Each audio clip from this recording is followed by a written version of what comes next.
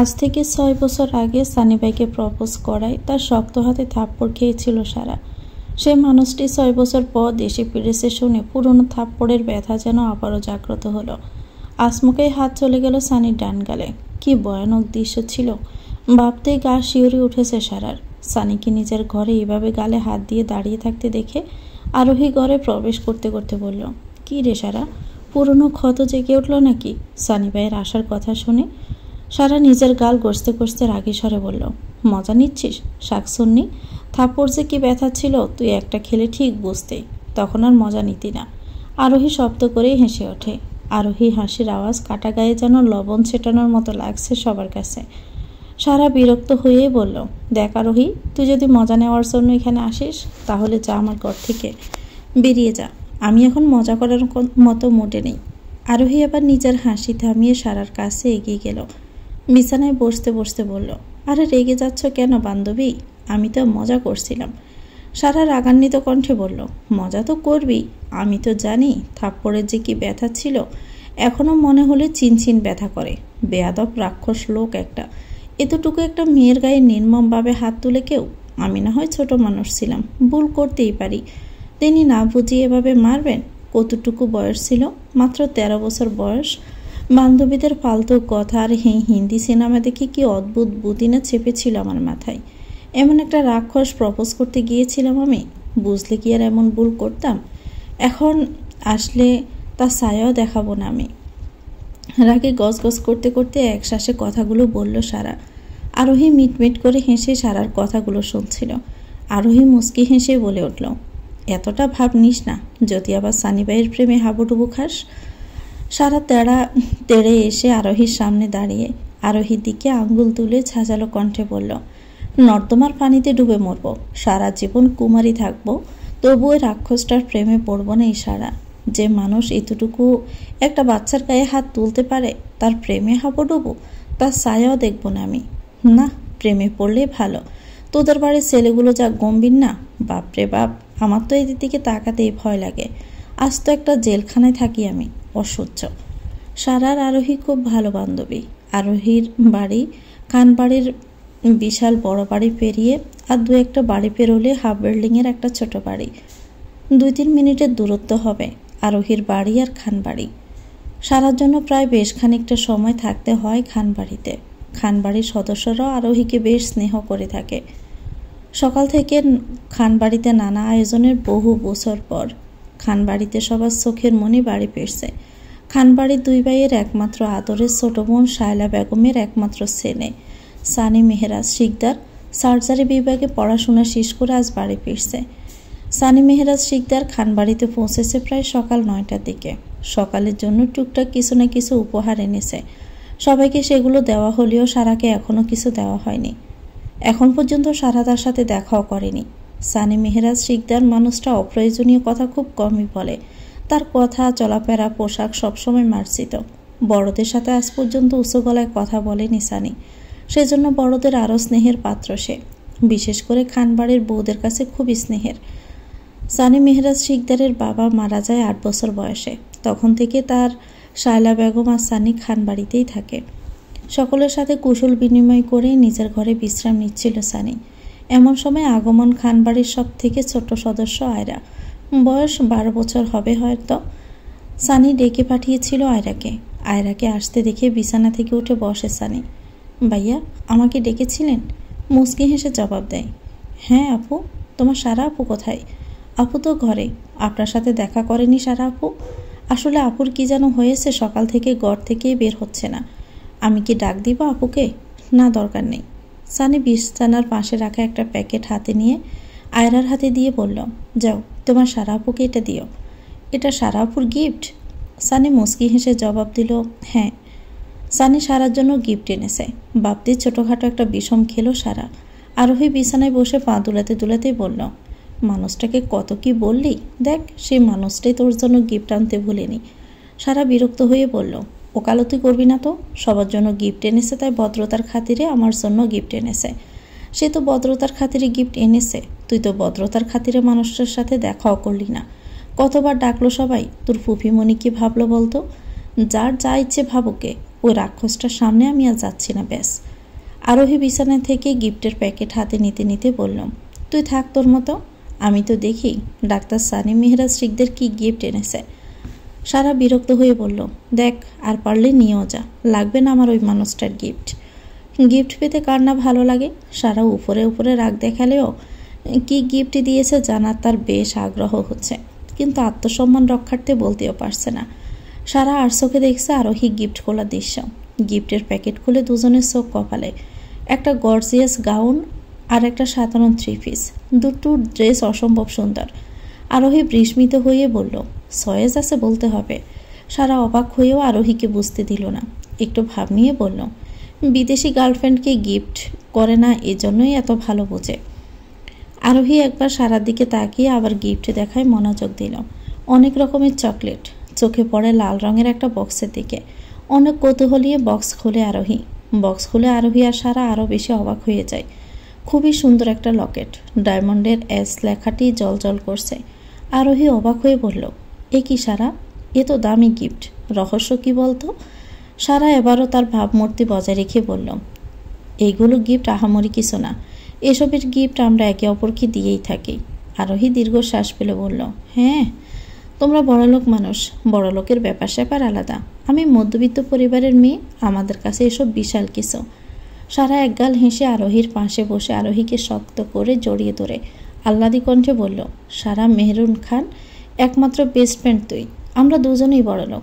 এখানে হুট করে বড়লোক মধ্যবিত্ত এসব কথা কোথা থেকে আসে শুনি। দুজনের মধ্যে খুনসুটি কথোপকথন চলল কিছু সময়। এরপর আরোহী চলে যায় তার বাড়ির উদ্দেশ্যে। দুপুরে সবার ডাকাডাকির পরেও খেতে যায়নি সারা। সবারই সারা জেদ সম্পর্কে ধারণা আছে, একাই জেদ করবে আর একাই শান্ত হবে। এর আগে কেউ তার জেদ ভাঙাতে পারবে না। খানবাড়ির একটাই মেয়ে ছিল সারা, বহু বছর পর আয়রার আগমন, তাই সারার আদর একটু বেশি। তাই সারা জেদ নিয়ে খুব একটা বেশি কেউ গায়ে মাখালো না। আপাতত সবাই সানিকে নিয়ে ব্যস্ত। সারা সবার সাথে আজ খাবে না, উদ্দেশ্য সানির মুখোমুখি সে হবে না। জানে এই মুহূর্তে সানিও নিচে আছে। সানিকে নিয়ে পুরো বাড়িতে যে আদিক্ষেতা চলছে, বেশ অসহ্য লাগছে সারার। আসরের সময় বেশ খিদেই পেয়েছে সারার। খিদের কারণে পেট মহা ভূমিকম্প শুরু হয়েছে এখন, আর না খেয়ে থাকা সম্ভব না। একে শান্ত করা জরুরি। সকাল থেকে সবাইকে মেসেজ দেখানোর কারণে কেউ আর ঘরেও আসেনি। এর সবটাই দায়ী করলো সানিকে। মনে মনে ভীষণ বকলো সারা সানিকে। সারা ঘরের দরজা খুলে এদিক ওদিক তাকায়। সারার এক ঘর পরেই সানির ঘর। সারা উকি দিয়ে দেখার চেষ্টা করলো দরজা খোলা নাকি লাগানো। ঘরের দরজা লাগানো দেখে স্বস্তির নিঃশ্বাস নেয় সারা। বিড়বিড় করে বলল, যাক, জমের সামনে আর পড়তে হবে না। প্রবাদ আছে না, যেখানেই ভাগের বয় সেখানেই সন্ধ্যা হয়। সারার সাথে প্রবাদটা সম্পূর্ণ মিলে যায় যেন আজকে। রান্নাঘর থেকে খাবার নিয়ে সবে মাত্র কয়েক লোকমা খেয়েছে সারা। তখনই একটা পুরুষালী কণ্ঠ কানে আসে সারার, বড় মামি, বড় মামা কোথায়, নামাজে যাবে না? কণ্ঠটা দীর্ঘ বছর পর শুনলেও চিনতে তার অসুবিধা হলো না। তেমনি গম্ভীর কণ্ঠস্বর, বড় রকমের এক বিষম খেলো সারা। অনবরত কাটছে মেয়েটা, চোখ দিয়ে পানি গড়িয়ে পড়ছে মেয়েটার। হুট করে একটা পুরুষালী হাত পানির গ্লাসটা সামনে ধরে। সারা সেদিকে আর খেয়াল না করে এক নিঃশ্বাসে পানিটুকু খেয়ে ফেলে স্বস্তির নিঃশ্বাস নিয়ে বলল, থ্যাংক ইউ। সানি গম্ভীর কণ্ঠে বলল, ওয়েলকাম। মুহূর্তেই চোখজোড়া বড় আকৃতি ধারণ করে নেয় সারার। বিশাল আকৃতি বিস্মিত চোখ নিয়ে তাকায় সামনে দাঁড়িয়ে থাকা মানুষটির দিকে। সাদা রঙের পাঞ্জাবি পরা, উজ্জ্বল শ্যামা গায়ের রং, চুলগুলো গুছানো, মুখে চাপ দাড়ি, চেহারার গম্ভীরতা। আরেক দফায় কাশ খেলো সানি। সানিয়া দাঁড়িয়ে না থেকে চলে যায় সেখান থেকে। কিছু একটা ভেবে সারা আবারও নিজের ডান গালে হাত দেয়। কান্না জড়িত কণ্ঠে বলল, আবার দেখ, ভালো লাগে না। নিজের ঘরে পায়চারি করছে সারা। বুকের ভিতরে এখনো তুমুল জ্বর বইছে। কৈশোরের আবেগের বয়সের প্রথম ভালো লাগা ছিল সানি মেহরাজ শিকদার। সেই বয়সে নাটক, সিনেমা দেখে বরাবরই কল্পনা করা হতো নিজেকে। সারার ক্ষেত্রেও তেমনটাই ছিল। সানিকে সে ছোট থেকে ভয় পেত ঠিকই, কিন্তু সেই বয়সে আবেগের ফাঁদে পড়লে ভয় থেকে আবেগটাই বেশি কাজ করে। আর এই আবেগের ফাঁদে পা বাড়িয়ে এমন একটা কাজ করে বসেছিল সারা। আর শাস্তিস্বরূপ সানি মেহরাজ শিকদারের শক্ত হাতে একটা থাপ্পড়। সেই থাপ্পড় খাওয়ার পর সানির সামনে দাঁড়ায়নি সারা। তার গায়ে আজ অব্দি কেউ হাত তোলেনি। তাই অভিমানটা বেশি কাজ করেছিল।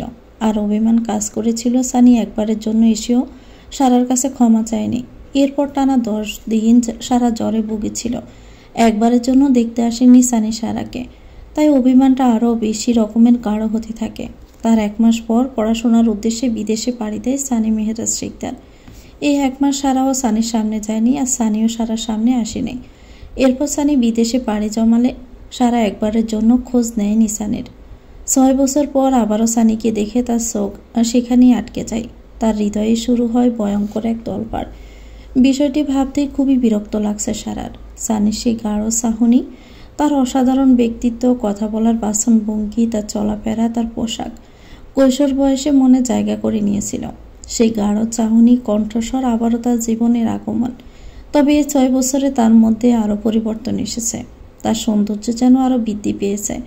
সবার চোখে বারবার বেশি উঠছে লম্বা উজ্জ্বল শ্যামা গায়ের রং, চাপদাড়ি, গাঢ় চাহনি, এক সুদর্শন পুরুষ। আর কানে বাড়ছে তার গম্ভীর কণ্ঠস্বর। সারা আয়নার সামনে দাঁড়ায়, এরপর ডান গালের দিকে তাকিয়ে নিজেই নিজেকে বলল, দেখ, ভালো করে চেয়ে দেখ। নির্লজ্জ মেয়ে কথাকার। ড্যাং ড্যাং করে নির্লজ্জ বেহায়ার মতো ক্রাশ খাওয়ার আর মানুষ পেলি না? এই দুনিয়ায় সানি মেহরাজ শিকদারের থেকে কি আর সুদর্শন পুরুষ নেই নাকি? এ তো আস্ত একটা রাক্ষস। 13 বছরের একটা মেয়েকে যদি এত জোরে থাপ্পড় মারতে পারে! এখন তো তোর 19 বছর বয়স, কয়েক মাস পরে 20-এ পা রাখবি। এখন তোর এত সুন্দর পশা গোলুমুলো গালের নকশাই পাল্টে দিবে। না সারা, এটা কখনো হতে দেওয়া যাবে না। তুই কোনো ক্রাশ ট্রাশ খাসনি। এটা আতঙ্ক। সিডর, আইলা, ফনি, বুলবুল, আমপান, জ্বর ছাড়া আর কোনো কিছুই নয়। এ বুথ ছাড়াতে হবে সারা। সারা কিছু ভেবে নিজের ফোন বের করে ডান গালের সেলফি তুলে নেয়। এরপর নিজের ফোনে কভার ফটো লাগিয়ে হাসি মুখে বলে উঠল, ডান। এমন সময় বাহিরের চেঁচামেচি শুনে দরজা খুলে হালকা উকি দেয় সারা। খানবাড়ির ছোট ছেলে রবিউল খানের পুত্র আয়াত তৌসিফ খান বাদরের মতো জ্বলে আছে সানির গলা ধরে। সানি মুচকি হেসে আয়াতকে আদর করে আছে। সানির মুচকি হাসি দেখে সারা ছোট মনটা আবারও আহত হলো। মন খারাপটা পা বাড়ালো আবারও নিজের ঘরের দিকে। আয়াত চেঁচিয়ে বলল, গুরু ভাই, চলে আসছেন আপনি?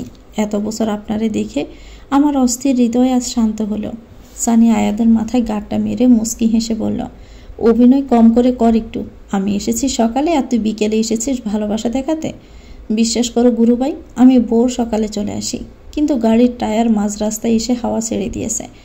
এর হাওয়া ভরাতেই এত দেরি। সানি মুচকি হেসে আবার বলে উঠল, তুই যে বাদরে রয়ে গেলি, আর শুধরালি না। আপনি গুরু, আমি শিষ্য। বুদ্ধি আমার কম, আপনি বুঝাইয়া দিলে বুঝিতে সক্ষম। সানি আয়াতকে নিজের থেকে সরিয়ে দিয়ে বলল, যা সর, তোর বাদরামি বন্ধ কর। এই তো ছোট বলে সব রাগ আমাকে দেখাচ্ছ। আমি না হয় ট্যুরে গিয়ে গাড়ির জন্য আটকা পড়েছি, কিন্তু বড় ভাই এখন কেন এলো বল বল, জিজ্ঞেস করো তাকে একবার। সানি পাশে দাঁড়িয়ে থাকা সানির খানবাড়ির বড় ছেলে রায়হান খানের পুত্র সাফি মেহতাবকে দেখে উদ্দেশ্য করেই বলে আয়াত। সাফি সানির পাশে দাঁড়িয়ে মিটি মিটি হাসছে। সাফি ভাইয়ের সাথে আমার কয়েকবার কথা হয়েছে। ভার্সিটির কাজে খুবই বাজেভাবে আটকা পড়েছি, বিদায় আসতে দেরি হলো। তুই কয়বার ফোন দিয়েছিস? উল্টো আমি তোকে ফোন দিয়েছি, ফোন সুইচ অফ তোর। আয়াত জিব্বায় কামড় দিয়ে বলল, সরি ভাই, ফোনে চার্জ শেষ হয়ে গিয়েছিল। একটু তো সিরিয়াস হও এখন, বাসার সবাই দুশ্চিন্তা করে। ওকে গুরু, তুমি পরে সময় নিয়ে জ্ঞান দিও আমাকে, আমি এখন ফ্রেশ হয়ে গে। আচ্ছা যা। সানি সাফিকে উদ্দেশ্য করে বলল, ভাই তুমিও ফ্রেশ হয়ে নাও। তুই চল আমার রুমে। 3 জন সিঁড়ি দিয়ে উপরে ওঠার সময় খানবাড়ির ছোট কর্তা রবিউল খানের স্ত্রী নুরনাহার বেগমকে দেখে সাফি বলল, ছোট মা, সারা রায়রা কোথায়? মার মামুনিকেও দেখছি না। ভাবি, আপামনি আর রায়রা বাহিরে গিয়েছে, একটু এখনই চলে আসবে। আর সারা ঘরেই আছে। কি যেন হয়েছে মেয়েটার, সারাদিন ঘর থেকে বের হয়নি। আর ওর যে জেদ, প্রশ্ন করলেও জবাব দিবে না। তোর আদরের বোন, তুই গিয়ে শুন। সাফি স্বাভাবিকভাবে জবাব দেয়, আদরে মাথায় তুলেছেন আপনারা, এখন আমার আদরের বোন হলো? শাসন করতে দেন ওকে আপনারা? কিছু একটু বলতে যাওয়ার আগে সবাই একসাথে লাইন ধরে দাঁড়ান। প্রথমে মামুনি, এরপর আপনি, এরপর মা। আর কিছু বলতে পারি আমি? ওই একটু একটু জেদ বিয়ের পর ঠিক হয়ে যায়। এই তো একই ডায়লগ শুনতে শুনতে আমার মুখস্থ হয়ে গেছে। সানি তার মতো চুপচাপ দাঁড়িয়ে আছে, তার চেহারার কোনো ভাবান্তর নেই। আয়াত মুখে হাসি এনে সানির দিকে তাকিয়ে বলল, সানি ভাইকে বলেন 1 থাপ্পড়ে সব জেদ তাড়িয়ে দিবে। সানি চোখ পাকিয়ে তাকায় আয়াতের দিকে। আয়াত সঙ্গে সঙ্গে চুপ হয়ে যায়, আর একগাল হাসি উপহার দেয় সানিকে। সবার পাশের ঘরটা সাফির। এর পরের ঘর সানি, তার পরের ঘর আয়াদের। সারার ঘরের পাশ কাটিয়ে যাওয়ার সময় দেখে ঘরের দরজা ভিতর থেকে লাগানো। সাফি সারাকে ডাকতে চাইলে সানি বাধা দেয়। থাক ভাই, একা থাকতে দাও ওকে। খানবাড়ির বড় কর্তা রায়হান খান তার ছেলে সাফি মেহতাব খান প্রাইভেট ভার্সিটির অ্যাকাউন্টিং ডিপার্টমেন্টের লেকচারার। সাথে খানবাড়ির নিজস্ব ব্যবসা খেয়াল রাখে। পুরো দিন ব্যস্ততায় কাটে। বাবার কত অবাধ্য, একটাই হয়েছে প্রাইভেট ভার্সিটির লেকচারার হিসাবে নিয়োজিত থাকা। এছাড়া আর কোনো কথার অবাধ্য সে হয়নি। তবে এক ভয়ঙ্কর অতীতে রায়হান খানের কাঠগড়ায় দাঁড়াতে হয়েছিল। ওটাই প্রথম, ওটাই শেষ, আর দ্বিতীয়বার দাঁড়াতে হয়নি। শিক্ষকতা তার স্বপ্ন। তার স্বপ্ন মরে গিয়েছে, শুধুমাত্র একটা স্বপ্ন আঁকড়ে রাখতে সক্ষম হয়েছে সে। সানি থেকে 3 বছরের বড় সাফি, এজন্য দুজনের মধ্যে ভালো সম্পর্ক ছোট থেকে। এবার 28-এর গণ্ডিতে পা রেখেছে। পড়াশোনা একই স্কুলে, শুধু ক্লাসটা ভিন্ন। রায়হান খানের মেয়ে সারা মেহরুন খান, স্বভাব পুরো বাড়ি মাতিয়ে রাখা। রায়হান সারাকে অনেকটাই ছাড় দেন, কিন্তু সাফি রায়হান খানের শাসন থেকে বিন্দুমাত্র ছাড় পায় না। সারা প্রাইভেট ভার্সিটিতে ম্যানেজমেন্ট ডিপার্টমেন্টের প্রথম বর্ষের পরীক্ষা শেষ করলো এবার। সারা পাবলিক ভার্সিটিতে অ্যাডমিশন নেবে না, জোরও করা হয়নি। অথচ সাফির ইঞ্জিনিয়ারিং পেশা ইচ্ছে থাকলেও পারিবারিক ব্যবসার হাল ধরতে অ্যাকাউন্টিং ডিপার্টমেন্টে পড়তে হয়েছে, তাও রায়হান খানের কড়া আদেশে। ঢাকা বিশ্ববিদ্যালয়ে অ্যাডমিশন নিয়ে। সারা প্রাইভেট ভার্সিটির অ্যাকাউন্টিং ডিপার্টমেন্টের লেকচারার সাফি। খানবাড়ির ছোট কর্তা রবিউল খান, তার ছেলে আয়াত তৌসিফ খান এবার ইঞ্জিনিয়ারিং পাবলিক ভার্সিটিতে অ্যাডমিশন নিয়েছে। এবার রেজাল্টের অপেক্ষা। এখানেও রায়হান খানের কড়া আদেশ, বুয়েটে চান্স পেতে হবে। ঢাকার বাইরে যেতে দিবে না সে। আয়াতের স্বভাব চঞ্চল। সাফি সানি যতটা শান্ত আর বাধ্য, আয়াত ততটাই চঞ্চল। যদিও কখনো বড়দের সাথে তর্কে জড়ায় না, তবে তাকে যতই কথা শোনানো হোক না কেন সে তার ইচ্ছে মতো ঘুরবেই। বাকিটা পরে দেখা যাবে। তার স্বভাব এমন। সারা থেকে 1 বছরের ছোট আয়াত। দুজনের মধ্যে টুকিটাকি ঝগড়া লেগেই থাকে, কারণ দুজনের স্বভাব যে একই। রবিউলের মেয়ে আয়রা তাহমিদ খান, মাত্র 10 বছর বয়স। উচ্চ মাধ্যমিকের গণ্ডিতে পা রাখলো এবার। খানবাড়ির 2 ভাইয়ের চোখের মনি একমাত্র বোন শায়লা বেগম। যদিও রায়হান খানের সাথে মানবিমানের দ্বন্দ্ব চলমান, শায়লা বেগমের একমাত্র ছেলে সানি মেহরাজ শিকদার সার্জারি ডিপার্টমেন্টে জার্মানি থেকে পড়াশোনা শেষ করে দেশে ফিরে এসেছে। সারাদিন দেশে রাতের খাবারটা খানবাড়ির সদস্যরা একসাথেই খায়। সকাল দুপুরে যে যার কাজে চলে যায় বিভিন্ন সময়, তাই একসাথে আর খাওয়া হয় না। শুধুমাত্র রাতটুকু একসাথে খায় আর কিছু সময় একে অপরকে সময় দেয়। এখন খানবাড়ির সদস্যরা রাতের খাবারের জন্য ডাইনিংয়ে বসেছে। সারাও এসেছে রাতে। সবার সাথে না খেলে রায়হান খানের নানান প্রশ্নের জবাব দিতে হবে। এর থেকে বড় ভয়ানক তার সাফি ভাই। এ বাড়িতে সাফি উচ্চকণ্ঠে কথা বলে তার সাথে। সব কিছু ভেবে সারা অনিচ্ছা সত্ত্বেও রাতের খাবার খেতে বসেছে। তবে এক পলকও তাকানি সানির দিকে, কিন্তু বেশ অস্বস্তি লাগছে সারার। সানি খেতে খেতে সকলের উদ্দেশ্যে বলল, আপনাদের সাথে কিছু গুরুত্বপূর্ণ কথা ছিল আমার। সারার মন চাচ্ছে কানও তুলো ঢুকিয়ে রাখতে, যাতে এই মানুষটার কণ্ঠ তার কান অবধি না পৌঁছায়। রবিউল খান খেতে খেতে জবাব দেয়, হ্যাঁ বলো। আপনাদের সাথে আমার কিছু কথা শেয়ার করা দরকার। আমি একটা হসপিটাল খুলছি। পুরোপুরি কাজকর্ম শেষ। পরশুদিন সন্ধ্যায় উদ্বোধন করা হবে। আপনারা সবাই পরশু সন্ধ্যায় আমার জন্য 1 ঘন্টা সময় রাখবেন। রায়হান খান গম্ভীর কণ্ঠে বলে, এত কিছু করেছে, উদ্বোধন আমাদের ছাড়া করে নাও। সানি এমনটাই জবাব আশা করেছিল। সানি মুখে হাসি রেখে জবাব দেয়, বড়দের দোয়া ছাড়া কোনো কাজ ভালোভাবে সফল হয় না। আর আপনারা আপনাদের ব্যবসার কাজে ব্যস্ত থাকেন। এদিকে তো এত ভাবতে পারবেন না জানি। আমি সাফি ভাইকে আর আমার বন্ধুদের বলেছিলাম, তারাই সাহায্য করেছে, নয়তো এত তাড়াতাড়ি সম্ভব হতো না। আর হসপিটাল দেওয়া অনেক ভালো কাজ। আপনাদের আপত্তি থাকবে না আমি এটা জানি, তাই মূলত আপনাদের সারপ্রাইজ দিতে চেয়েছিলাম।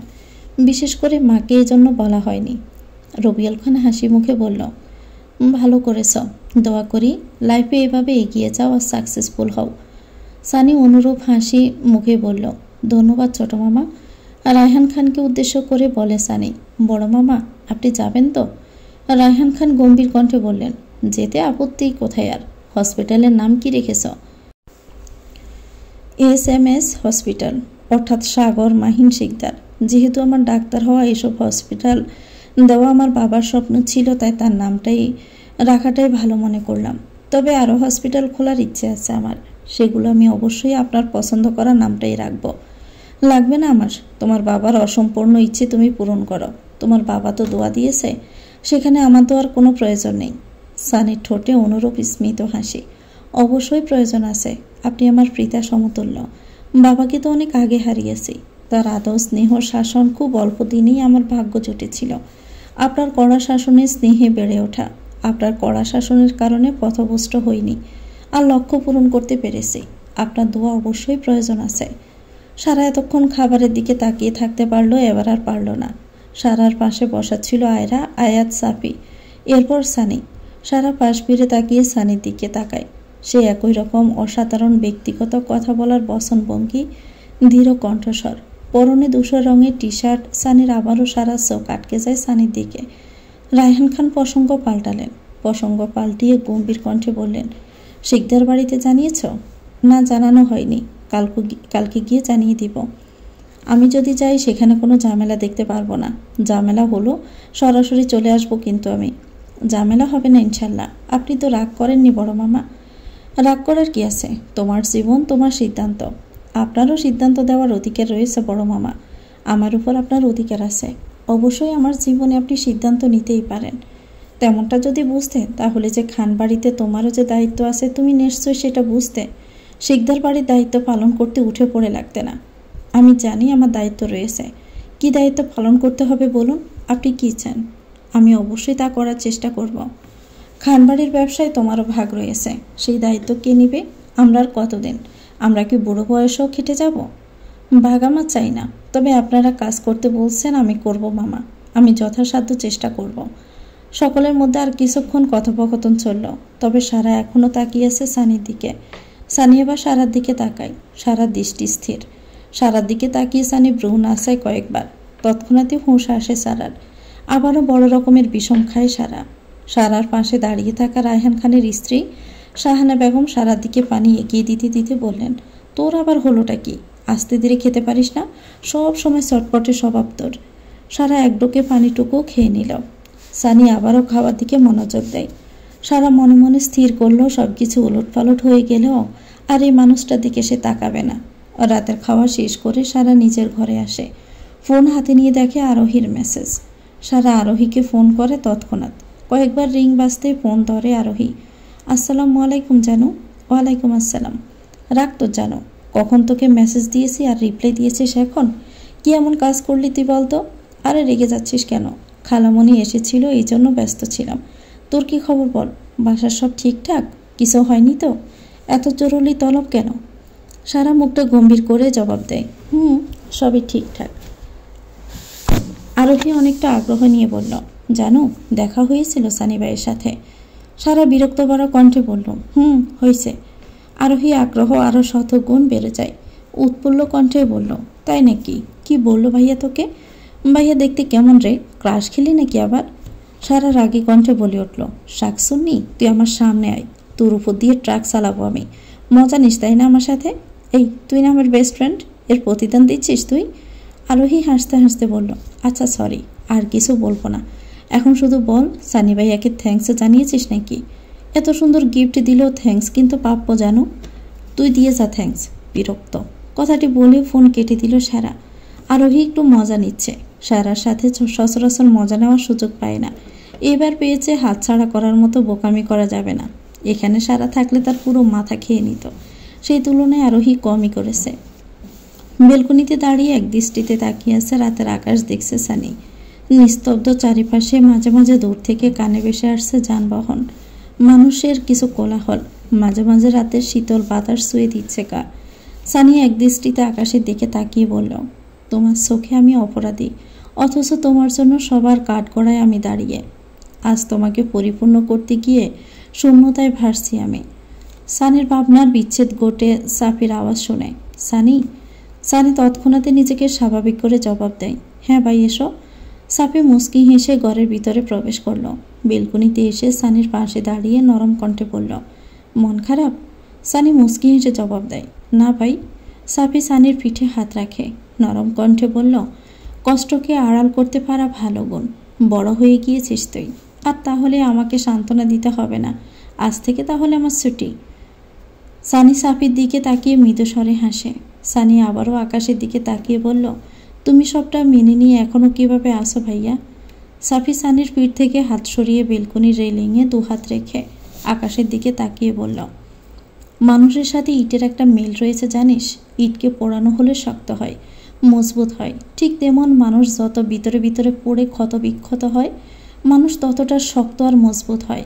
কিন্তু যখন ইটকে বেশি পোড়ানো হয় তখন বঙ্গুর হয়ে যায়, হালকা আঘাতে ভেঙে পড়ে যেতে হয়।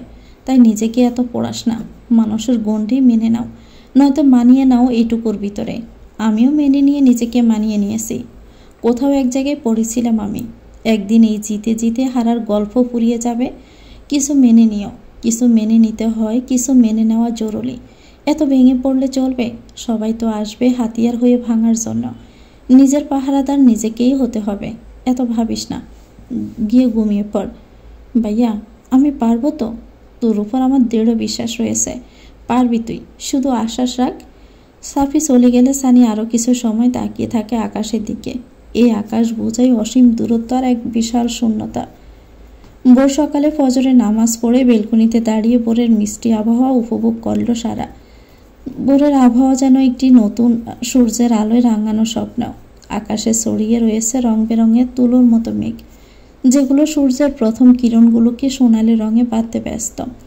টাটকা বাতাসে মেশানো আছে রাতের শীতলতার অবিশ্বাস্য অংশ, যা মুখে লাগতেই এক ধরনের প্রশান্তি অনুভব করে। প্রতিটি সূর্যোদয় নতুন একটি দিন শুরু করার প্রতিশ্রুতি। হুট করে চোখ যায় খানবাড়ির প্রবেশপথের গেটের দিকে। প্রথমে প্রবেশ করলেন রায়হান খান আর রবিউল খান। এরপর প্রবেশ করলেন সানি, সাফি আর আয়াত। তিন ভাইয়ের গল্প চলছে। সানির মুখে সেই স্মিত হাসি, পরনে হালকা আকাশি রঙের পাঞ্জাবি, সাদা প্যান্ট। সকালে টাটকা সতেজ আবহাওয়া, সূর্যের সোনালি কিরণ, সানির উজ্জ্বল শ্যামা, গায়ের রং যেন জলজল করছে। তৎক্ষণাৎই সারা নিজের ডান গালে হাত রেখে ঘরে প্রবেশ করলে বিড়বিড় করে বলল, সকাল সকাল মুডটাই খারাপ করে দিল। ভার্সিটি যাওয়ার উদ্দেশ্যে তৈরি হয়ে নিল সারা। পরনে ছাই রঙের থ্রি পিস আর কালো রঙের হিজাব বেঁধেছে সারা। ভার্সিটির বেশিরভাগ দিন সাফি সারাকে আর আরোহীকে বাড়ির পাশে থাকায় আরোহীকে নিয়ে যায়। যেদিন ভিন্ন সময়ে ক্লাস পড়ে যায় সেদিন বাড়ির ড্রাইভার সারাকে আর আরোহীকে ভার্সিটি পৌঁছে দেয়, নয়তো রিক্সা করে চলে যায় আরোহী আর সারা। আরোহী শুরুতে যেতে চাইতো না, তবে সারা জেদের কারণে যেতে হয়। আর এখন দৈনন্দিনের তালিকায় এসে পড়েছে। সারা বাড়ির সবার সাথে কুশল বিনিময় করে চলে যায় খানবাড়ির প্রবেশপথ গেটের সামনে। সাফি গাড়ি নিয়ে অপেক্ষা করছিল সারার জন্য। সারা হাসি মুখে গাড়ির দরজা খুলে গাড়ির ভিতরে বসে। গাড়ির সামনের সিটে সাফির পাশে বসে থাকা মানুষটিকে দেখে অমনি তার হাসি মাখা মুখখানা চুপসে যায়। মুহূর্তে বিলীন হয়ে যায় তার মুখে লেগে থাকা এক মায়াবী এক চিলতে হাসি। সারার গায়ের রং ফর্সা বলা যায়, তবে তার চোখ জোড়া ভীষণ মায়াবী। তার হাস্যোজ্জ্বল মুখের সাথে চোখ জোড়া যেন আবেগময় এক সৌন্দর্য ফুটিয়ে তোলে। সারা পোলা গাল আর ঠোঁটের নিচে বিউটি স্পট যেন সারার সৌন্দর্যকে দ্বিগুণ বাড়িয়ে তুলতে সক্ষম হয়েছে। সানি মাথা নিচু করে তখন থেকে ফোন দেখিয়ে চলেছে। সানি একবারের জন্য দৃষ্টি রাখে না সারার দিকে। সারা রাগ বাড়ানোর জন্য এই কারণটাই যথেষ্ট। মনে মনে আওড়ালো, ভাব দেখো, মনে চায় বুড়িগঙ্গা নদীতে 100 বার চুবিয়ে দিয়ে আসি। ভাবেটা কি নিজেকে? এই সারাও কম সুন্দর না। শুধু এই হুতুম পেঁচা বাড়িটার জন্য কেউ প্রপোজ করার সাহস পায় না, নয়তো সারা দেখিয়ে দিত তার বয়ফ্রেন্ড কত সুদর্শন পুরুষ হয়। আরোহী বাড়ির সামনে ব্রেক করে থামে সাফি। মুহূর্তে ভাবনার ব্যাঘাত ঘটে সারার। আরোহী রাস্তায় দাঁড়িয়েছিল। গাড়ি দাঁড়াতেই সারা ভিতর থেকে দরজা খুলে দেয়। আরোহী সিটে বসতে বসতে বলল, আসসালামু আলাইকুম স্যার। সাফি গাড়ি ড্রাইভ করতে করতে জবাব দেয়, ওয়ালাইকুম আসসালাম। আরোহী চোখ যায় সামনে বসে থাকা সানির দিকে। আরোহী অবাক হয়ে সারার দিকে তাকালো।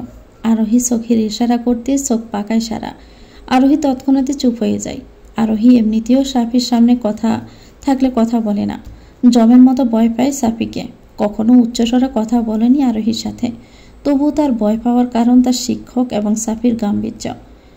কোনো মেয়েলাই কণ্ঠস্বর শুনে ফোন থেকে চোখ সরায় সানি। একটু পেছন ঘুরে এক পলক তাকিয়ে আবারও সামনের দিকে তাকায় সানি। সাফিকে উদ্দেশ্য করে বলল, এই আর্য চাচার মেয়ে না? সাফি সামনে তাকিয়ে জবাব দেয়, সানি হালকা সুর টেনে বলল, ও। সাফি সানির দিকে একবার ব্রু বাঁকিয়ে তাকিয়ে আবারও সামনের দিকে তাকায়। আরোহী আবার নড়ে চড়ে বসে। সারাকে একটু রাগাতেই সানিকে সালাম দেয়, আসসালামু আলাইকুম ভাইয়া। সানি হাসি মুখে জবাব দেয়, ওয়ালাইকুম আসসালাম আপু, কেমন আছো? আরোহী এবার একটু বেশি খুশি হলো। সানির জবাব পেয়ে সারাকে জানানোর মোক্ষম সুযোগ। জি ভাইয়া, আলহামদুলিল্লাহ। আপনি কেমন আছেন? আলহামদুলিল্লাহ ভালো। আরজু চাচা কেমন আছে? বাবা একটু অসুস্থ, তবু আলহামদুলিল্লাহ ভালো আছে। চাচাকে আমার সালাম দিও। ঠিক আছে ভাইয়া। আরোহীর বাবা টুকটাক খানবাড়ির কাজ করে দিত। মাঝে মাঝে সাফিয়া সানিকে স্কুলে নিয়ে যেত, আবার নিয়ে আসতো। সেই সুবাদে ভালোই চেনা। তার ছোট মেয়ে আরোহী।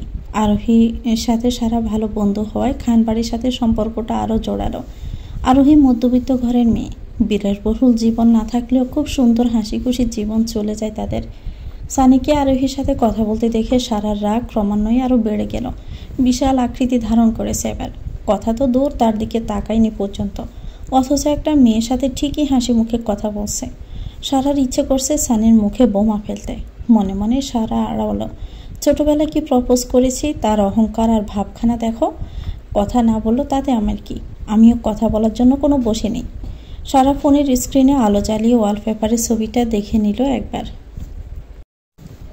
মাঝ রাস্তায় নেমে যায় সানি। সাফি, সারা আর আরোহীকে ভার্সিটিতে নামিয়ে দিয়ে গাড়ি পার্কিং করে চলে যায় তার ডেস্কে। সাফি চলে যেতেই সারা আরোহীর মাথায় বেশ জোরে একটা গাঁটটা মারে। আরোহী এক হাতে মাথা নাড়াতে নাড়াতে বলল, মারলি কেন? সারা চোখে মুখে রাগ স্পষ্ট ফুটে উঠেছে। তার পোলা গাল দুটো রাগের রক্তিম বর্ণ ধারণ করেছে। জাজালো কণ্ঠে বলল, প্রেম উতলে পড়েছে তাই না শাকচুন্নি? কিসের প্রেম? হ্যাঁ, বড় ভাই সালাম দিব না? তোর মতো বেয়াদব নাকি? এখন পর্যন্ত বড় ভাইকে সালামই দিসনি। এত সুন্দর গিফট দিয়েছে, ধন্যবাদ পর্যন্ত জানাসনি। আহারে, আইসে আমার সভ্য মাইয়া। তোর শাস্তি ভার্সিটির যতগুলো বড় ভাই আছে, দেখা হলেই সালাম দেবে, নয়তো তোর একদিন কি আমার একদিন। সারা জেদ সম্পর্কে খুব ভালোই ধারণা আরোহীর। নিজের পায়ে নিজেই কুড়াল মারল সে। আজ একটু বেশি রাগিয়ে দিয়েছে আরোহীকে সুযোগ পেয়ে। এখন তার ফল ভোগ করতে হবে। আরোহী করুণ সুরে বলল, আর সানি ভাইকে নিয়ে কিছু বলবো না, আজকের জন্য মাফ করে দে। আমি না, তোর জানু হই। এখন জানো তাই না? ইদানিং শত্রু থেকেও ভয়ঙ্কর মজা নিচ্ছিস তুই। কোনো ছাড় নেই, যা এখন থেকে শুরু। তাদের কথোপকথনের মাঝে হাজির সারার আরও ভালো কিছু বন্ধু, কণিকা, মনিরা, কাউসার আর ফাহমিদুল। কণিকা সারার আরোহীকেও উদ্দেশ্য করে বলল, দুই জানের জিগার বান্ধবী কখন এলো? ক্লাসরুমের বাহিরে কেন দাঁড়িয়ে আছিস? আরোহী অসহায় ভঙ্গিতে বলল, জানের জিগার বান্ধবী এখন জানের দুশ্মন হয়ে গিয়েছে, কীরকম রেগে আছে। ফাহমিদুল আরোহীকে আর সারাকে উদ্দেশ্য করে বলল, কিরে, কি হলো আবার তোদের? সারা রেগে আছে কেন? সারা বিরক্তি ভরা মুখ নিয়ে বলল, এটা আমাদের পার্সোনাল বিষয়, তোকে কেন বলবো? এ শাকচুন্নি, যা বলছি। আরোহী আবারও করুণ সুরে বলল, প্লিজ বান্ধবী, প্লিজ। সারা এবার একটু সদয় হলো। ঠিক আছে, শাস্তি কমিয়ে দিলাম। আরোহী একগাল হেসে বলে উঠল, ধন্যবাদ জানো, এভাবে দাঁত কেলিয়ে লাভ নেই। শাস্তির পরিমাণ কমিয়ে দিছি, মাফ করিনি। জি হ্যাঁ। আরোহীর হাতে একটা ফাইল দিয়ে বলল, যা, এটা ভাইয়াকে দিয়ে আয়। তোর জন্য আমি ভাইয়াকে দিতে ভুলে গিয়েছি, এখন তুই গিয়ে দিয়ে আসবি, যা। আরোহী চোখ বড় বড় করে সারার দিকে তাকাই। এটা ছোটোখাটো শাস্তি নাকি মহাশাস্তি? এই মানুষটার সামনে দাঁড়ালে ভয়ে অসম্ভব পুরো শরীরে কাঁপুনি দিয়ে ওঠে। কি গম্ভীর চাহনি আর কথা বলার ধরন তার! ভাবতে ভয়ে আটকে ওঠে আরোহী। এটা কম শাস্তি হলো কিভাবে? একটা সিংহের গুহায় আমাকে নিক্ষেপ করছিস আর বলছিস কম শাস্তি? চুপ, আমার ভাইকে নিয়ে বাজে মন্তব্য করবি না। আমার ভাই কথা কম বলে, জাস্ট এতটুকুই। তোর ভাইয়ের গুণগান গাইতে হবে না। তোর ভাই আস্ত একটা হুতুম পেঁচা। সারা আবারও রেগে গেল। নিজের ভাইকে নিয়ে কেউ কিছু বললে তার বোন সেটা মেনে নিতে পারবে না। প্রতিটি বোনের কাছে তার ভাই মহামূল্যবান এবং গুরুত্বপূর্ণ। সারা রাগী কণ্ঠে বলল, ঠিক আছে, যা যেতে হবে না। আবারও একই শাস্তি বরাদ্দ হলো। সকল সিনিয়র ভাইদের সালাম দেওয়া থেকে আপাতত এই কাজটা শ্রেয় মনে করলো আরোহী। তাই তৎক্ষণাৎ ভেবে বলে উঠল, না না, আমি যাচ্ছি। বুকে ফু দিয়ে এক লম্বা দীর্ঘশ্বাস পেলে পা বাড়ায় আরোহী। মনে মনে আওড়ালো, তুই না একটু বেশি বিতু আর নেকা। ভয় পাওয়ার কি আছে এত?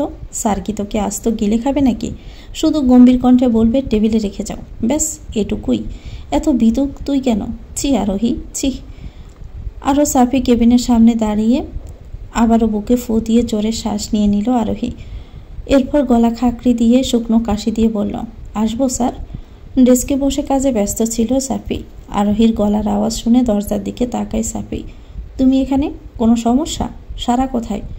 এক বাক্যে সব প্রশ্ন করে ফেলে সাফি। আরোহী আবারও ঘাবড়ে যায়। শুকনো ডোক গিলে কয়েকবার কাঁপা কাঁপা গলায় বলল, আমি আসতে চাইনি। আরোহী জোর করে দিয়ে পাঠিয়েছে। বিশ্বাস করুন, আমি আসতে চাইনি। সাফিয়া আরোহীর দিকে ব্রুকুসকে তাকালো। মেয়েটা যে তাকে মাত্র অতিরিক্ত ভয় পায় এটা তার কাছে অজানা নয়। এই মুহূর্তে আরোহী চোখ মুখ বুঝে ভয়ে আতঙ্কে স্পষ্ট ফুটে উঠেছে। সাফিয়া আবার শান্ত স্বরে বলে উঠল, রিল্যাক্স, তুমি আমার কেবিনে এসে মহাভারত অশুদ্ধ করনি। তুমি আর সারা সবসময় একসাথে আসো। সারা নিয়ে ভাবলাম ওর কোনো সমস্যা হয়েছে কিনা, ভিতরে এসো। আরোহী আবার একটু স্বস্তি পেল, তবে বুকের কম্পন ক্রমান্বয়ে বেড়েই চলছে। কাঁপা কাঁপা পায়ে দৃঢ় পায়ে কেবিনে প্রবেশ করে ফাইলটা তার হাতে দিয়ে সামনের দিকে বাড়িয়ে ধরল। After file. সাফি টেবিলের দিকে ইশারা করে বলল, রাখো টেবিলে। সারা কোথায়? সারা ক্লাসরুমে। ও ঠিক আছে তো? জি স্যার। তাহলে আমি আসি? ঠিক আছে, যাও। আর হ্যাঁ, তুমি আর সারা যাওয়ার সময় রিক্সা করে চলে যেও। আমি তাড়াতাড়ি চলে যাব। আজ আয়াতের রেজাল্ট দেওয়ার কথা। আরোহী মাথা নেড়ে বলল, ঠিক আছে স্যার, আসি তাহলে। আরোহী যেন হাঁপ ছেড়ে বাসে। ধীর গতিতে আসলেও তার যাওয়ার গতি দ্রুত। এখান থেকে বেরিয়ে যেতে পারলে রক্ষা পায় আরোহী। সাফি আরোহীর যাওয়ার দিকে তাকিয়ে দীর্ঘশ্বাস ফেলে আবারও কাজে মনোযোগী হয়। পুরো বাড়িতে সবাই খুশি আজকে। আয়াতের বুয়েটে চান্স হয়েছে। করিডোরে বসে আছে সবাই। রায়হান খান আর রবিউল খান নিচের তলায় থাকে। আয়াতের রেজাল্টের কথা শুনে তারাও বাসে এসেছেন। কিছু সময় করিডোরে বসে থেকে আপাতত ঘরে গিয়েছেন তারা। আয়াত এবার একটু ভাব নিয়ে রায়হান খান আর রবিউল খানকে শোনানোর জন্য জোরে জোরে আওয়াজ করে বলল, আমার কি ব্রেন খারাপ নাকি? আমি আড্ডা আর পড়াশুনো দুটোই একসাথে করতে পারি। শুধু শুধু আমাকে কথা শোনানো অন্যায়। সানিয়া সাফি করিডোরে সোফায় বসে মিটি মিটি হাসছে। এটা যে রায়হান খান আর রবিউল খানকে বুঝিয়েছে তাদের বুঝতে আর বাকি নেই। আয়াত সানিকে উদ্দেশ্য করে বলল, গুরু, তুমি কিন্তু আমার সাথে অন্যায় করেছ। সবাইকে কত কত গিফট করেছ আর আমাকে দুটো পারফিউম, এটা কেমন কথা? সানি আয়াতের মাথায় গাঁটটা মেরে বলল, তোর ওই পারফিউমের প্রাইস অনলাইন থেকে দেখে নিস। আর তুই কি চকলেট খাস নাকি? আমি কি চকলেটের কথা বলেছি? তোমার আর আমার কি কথা ছিল? আমি বুয়েটে চান্স পেলে বাইক কিনে দিবে। সানি মুস্কি হেসে প্যান্টের পকেট থেকে একটা চাবি বের করে আয়াতের দিকে তাকে বাড়িয়ে দিয়ে বলল, এই নে। আয়াত অনেক অবাক হয়ে বলল, কিসের চাবি এটা? তোর বাইকের চাবি। আয়াত উৎফুল্ল হয়ে উচ্চস্বরে বলে উঠল, সত্যি? সানি মুস্কি হেসে হ্যাঁসূচক মাথা নাড়ায়। আয়াত একলা পেয়ে এসে সানির কোলে বসে পড়ল। উত্তেজিত কণ্ঠে বলল, ধন্যবাদ গুরু, আমি এই জন্যই তোমার শিষ্য। হয়েছে, এবার আমার কোল থেকে নাম।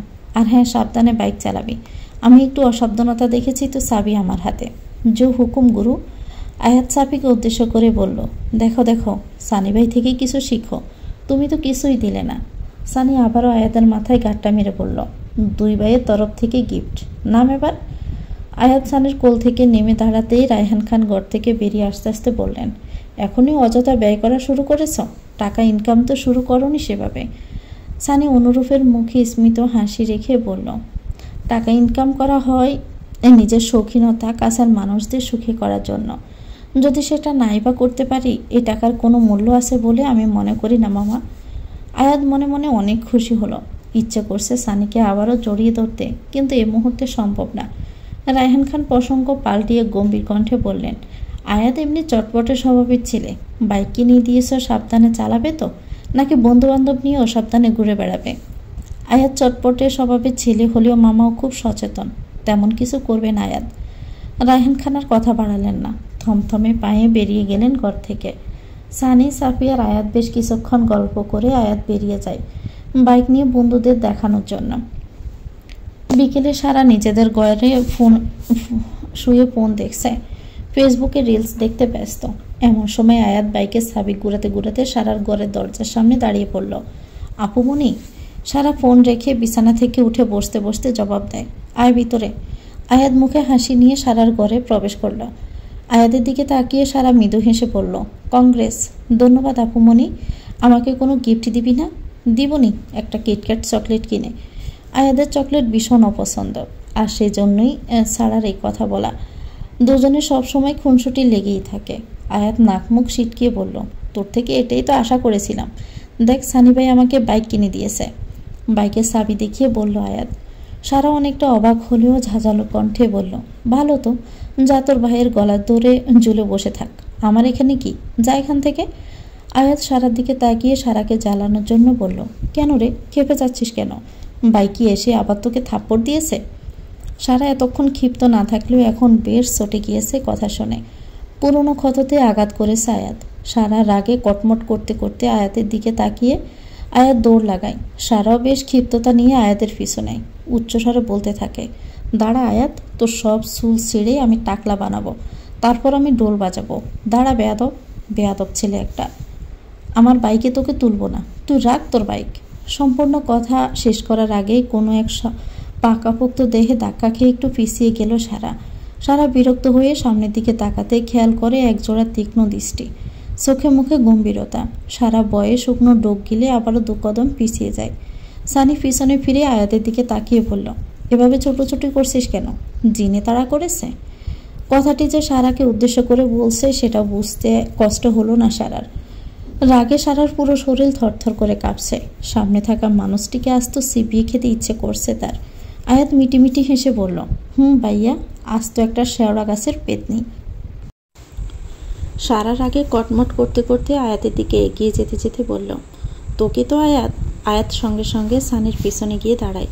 সারাকে উদ্দেশ্য করে বলল, আয় এবার মার আমাকে। সারা এক নজর সানির দিকে তাকালো। চোখে চোখ পড়ে দুজনের। লম্বা চুলগুলো এলোমেলো হয়ে আছে সারার। চোখে মুখে জড়তা, রাগ সব কিছুর উপর প্রভাব ফেলছে স্পষ্ট।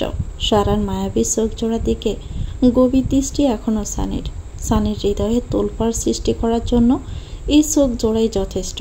এই 6 বছরে সারা যত ছবি দেখেছে তার চোখে আটকে গিয়েছে সারার হাস্যোজ্জ্বল এই চোখ জোড়াই। সুবর্ণ নয়নের রানী যেন এই রমণী। সানির হৃদয়ের কবিদের সুরে একটা কথা বলছে, তোমার চোখে দেখেছিলাম আমার সর্বনাশ।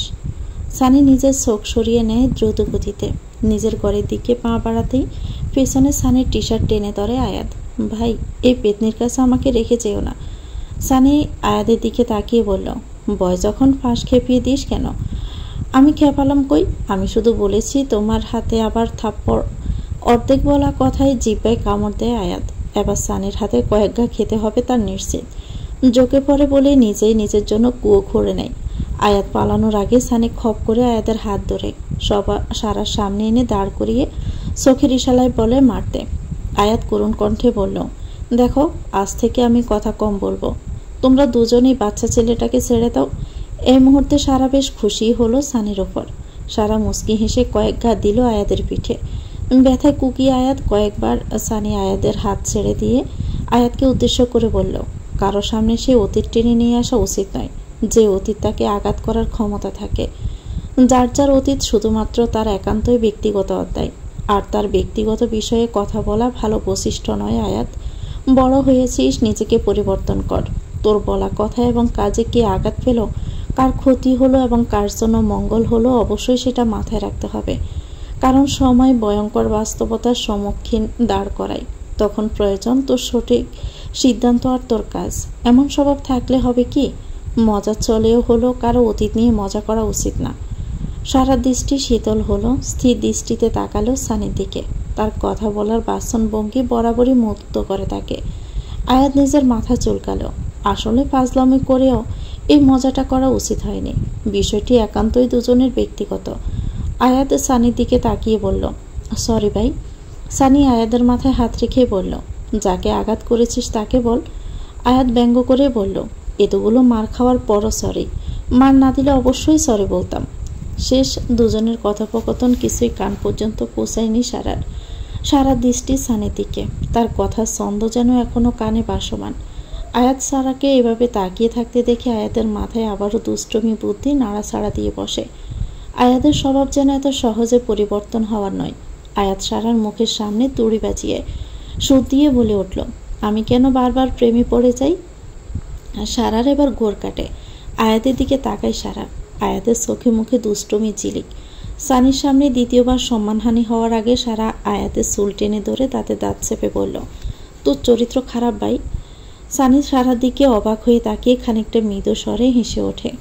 সানি বরাবরই মুচকি হাসে। সানির হাসির আওয়াজ খুবই কম শুনেছে সারা। আজ সানির মৃদু হাসির কণ্ঠ শুনে বিস্মিত হয়ে সানির দিকে তাকালো সারা। সানি হাসি মুখে সারার দিকে তাকিয়ে ভ্রু নাচায়। সারা এক দৌড়ে নিজের ঘরে প্রবেশ করল। সারা বুকে বয়ে গেল আরেক দফা জ্বর। সানির এই হাসির কারণ সারাই হবে, বিষয়টি সত্যি অবিশ্বাস্য ব্যাপার। সানির হসপিটালের উদ্বোধন অনুষ্ঠান। সারা প্রথমে যেতে চায়নি, কিন্তু শায়লা বেগমের জোরাজুরিতে রাজি হলো এক পর্যায়ে সারা। বাড়ির সবাই তৈরি, সারা একটু তৈরি হতে দেরি হলো। সারা প্রথমে যেতে চায়নি বলে সাদা রঙের গাউন পরেছে সারা। লম্বা চুলগুলো ছেড়ে দিল আজ। পারিবারিক অনুষ্ঠান, তাই আর হিজাব পরেনি। চোখে গাঢ় কাজল, ঠোঁটে হালকা রঙের লিপস্টিক, ব্যাস এতটুকুতেই তার সাজ। সানি আগে থেকে হসপিটালে ছিল, অতিথিদের সাথে গল্প করতে সে ব্যস্ত। হসপিটালে এসে সারাদের বসিয়ে রেখেছে অতিথিদের বিশেষ জায়গায়।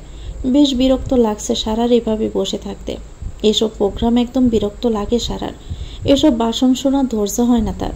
বাসন শোনার ভয়ে স্কুলের দেওয়াল টপকিয়ে পালিয়েছিল সে। সন্ধ্যায় দু চোখ ভরে ঘুম আসছে সারার। ঘুম তাড়ানোর প্রয়োজন। সারা শাহানা বেগমকে বললেন, মা ওয়াশরুমে যাব। শাহানা বেগম সারার দিকে তাকিয়ে বলল, ওয়াশরুমে যাবি? শাহানা বেগম এদিক ওদিক তাকিয়ে বলল, এখানে ওয়াশরুম যে কোথায়? আয়াত, সানি, সাফি কাউকে তো দেখতে পাচ্ছি না। সানির তো খোঁজই নেই। সাফি আর আয়াত বসিয়ে রেখে কোথায় গেল? শাহানা বেগমের চোখ পড়ে ফোনে কথা বলতে বলতে ব্যস্ত ভঙ্গিতে এগিয়ে আসা সানির দিকে। সানিকে দেখে উৎফুল্ল কণ্ঠে বলে উঠল, ওই তো সানি। শাহানা বেগমের কথা শুনে সেদিকে তাকালো সারা। মুহূর্তে চোখ জোড়া তার স্থির হয়ে যায়। সানিকে প্রথম এমন ফরমাল পোশাকে দেখল সারা। হালকা গ্রে রঙের শার্ট, কালো কোট আর প্যান্ট পরেছে সানি। সানি বেশিরভাগ সময় পাঞ্জাবি পরে। আরেক দফায় ক্রাশ খেয়ে গেল সারা। দ্রুতগতিতে চোখ সরিয়ে নেয় সারা। নিজের মাথা ধীরে ধীরে কয়েকবার ঝাঁকালো। শাহানা বেগম উচ্চ স্বরে আওয়াজ করে বলল, এই সানি। সানি আওয়াজ পেতে ফোন রেখে এদিকে এসে শাহানা বেগমের দিকে, হ্যাঁ মামুনি বলুন। সারা ওয়াশরুমে যাবে, নিয়ে যেত। সারা চোখ মুখ খিসে বন্ধ করে ফেলে। বেশ লজ্জায় পড়ে যায় সারা। শাহানা বেগমের উপর মনে মনে বেশ ক্ষিপ্তই হলো সারা। আর কি লোক পেল না বলতে? এই মানুষটাকে বলতে হলো। কি একটা রকমের বাজে অস্বস্তিকর ব্যাপার। সানি এবার সারা দিকে তাকালো। পুরো পৃথিবী যেন থমকে যায় এই সাদা পোশাকে অপসরা রমিনের দিকে সে। সুবর্ণা নয়নের রানীর চোখে গাঢ় কাজল তীব্র জ্বর সৃষ্টি করেছে সানির শান্ত হৃদয়ে। নিজের ধ্বংসের আগাম বার্তা পৌঁছে দিচ্ছে এই হৃদয়ের অস্বাভাবিক কাঁপুনি। শুকনো ডোক গিলে শাহানা বেগমের দিকে ঘুরে তাকায় সানি। দৃঢ়কণ্ঠে বলল, ঠিক আছে, আমার সাথে সাথে আসতে বলেন। শাহানা বেগম সারাকে উদ্দেশ্য করে বললেন, যা তো সানি ভাইয়ের সাথে। সারা বেশ ইতস্ত নিয়ে বলল, যাব না। আর যা না, প্রোগ্রাম শুরু হয়নি, শেষ হতে অনেক সময় লাগবে। যা তো সানি ভাইয়ের সাথে এখন যা। সারা সানির পিছু পিছু পা বাড়ালো। দুজনের পায়ের গতি দৃঢ় হলেও হৃদয়ের কম্পনের গতি ক্রমান্বয়ে বেড়েই চলছে। হৃদয়ের এক তুমুল জ্বর তোলপাড় করে দিচ্ছে। দুজনের মাঝে কোনো কথা নেই। দুজনের মাঝে এক অস্থিরতা বিরাজমান। সিঁড়ি বেয়ে উপরে উঠতেই সামনে লোকের ভিড় দেখে সানি সারার পাশ দিয়ে হাঁটে। এইবারে ভিড়ের জন্য দুজনে একটু পাশাপাশি হাঁটলেও একবারের জন্য স্পর্শ হয়নি তাদের আর আশেপাশে দাঁড়িয়ে থাকা লোকগুলোর সাথে। সানি সেইভাবে সারাকে খুবই সতর্কতার সঙ্গে নিয়ে যাচ্ছে। এরকম ভিড়ে কাউকে না কাউকে স্পর্শ করিয়েও এত সুন্দর যত্নের সহিত কাউকে নিরাপত্তা দেওয়া যায়, ভাবতেই অবাক হয়ে গেল সারা। সানির এই গুণটা মুগ্ধ করলো সারাকে। সানি যেভাবে সারাকে নিয়ে যাচ্ছে, নিজেকে কোনো মহারানী মনে হচ্ছে, এরকম অনুভূতি হচ্ছে তার। সানির তীব্র পারফিউমের সুবাসটা বেশ ভালোই লাগছে সারার কাছে।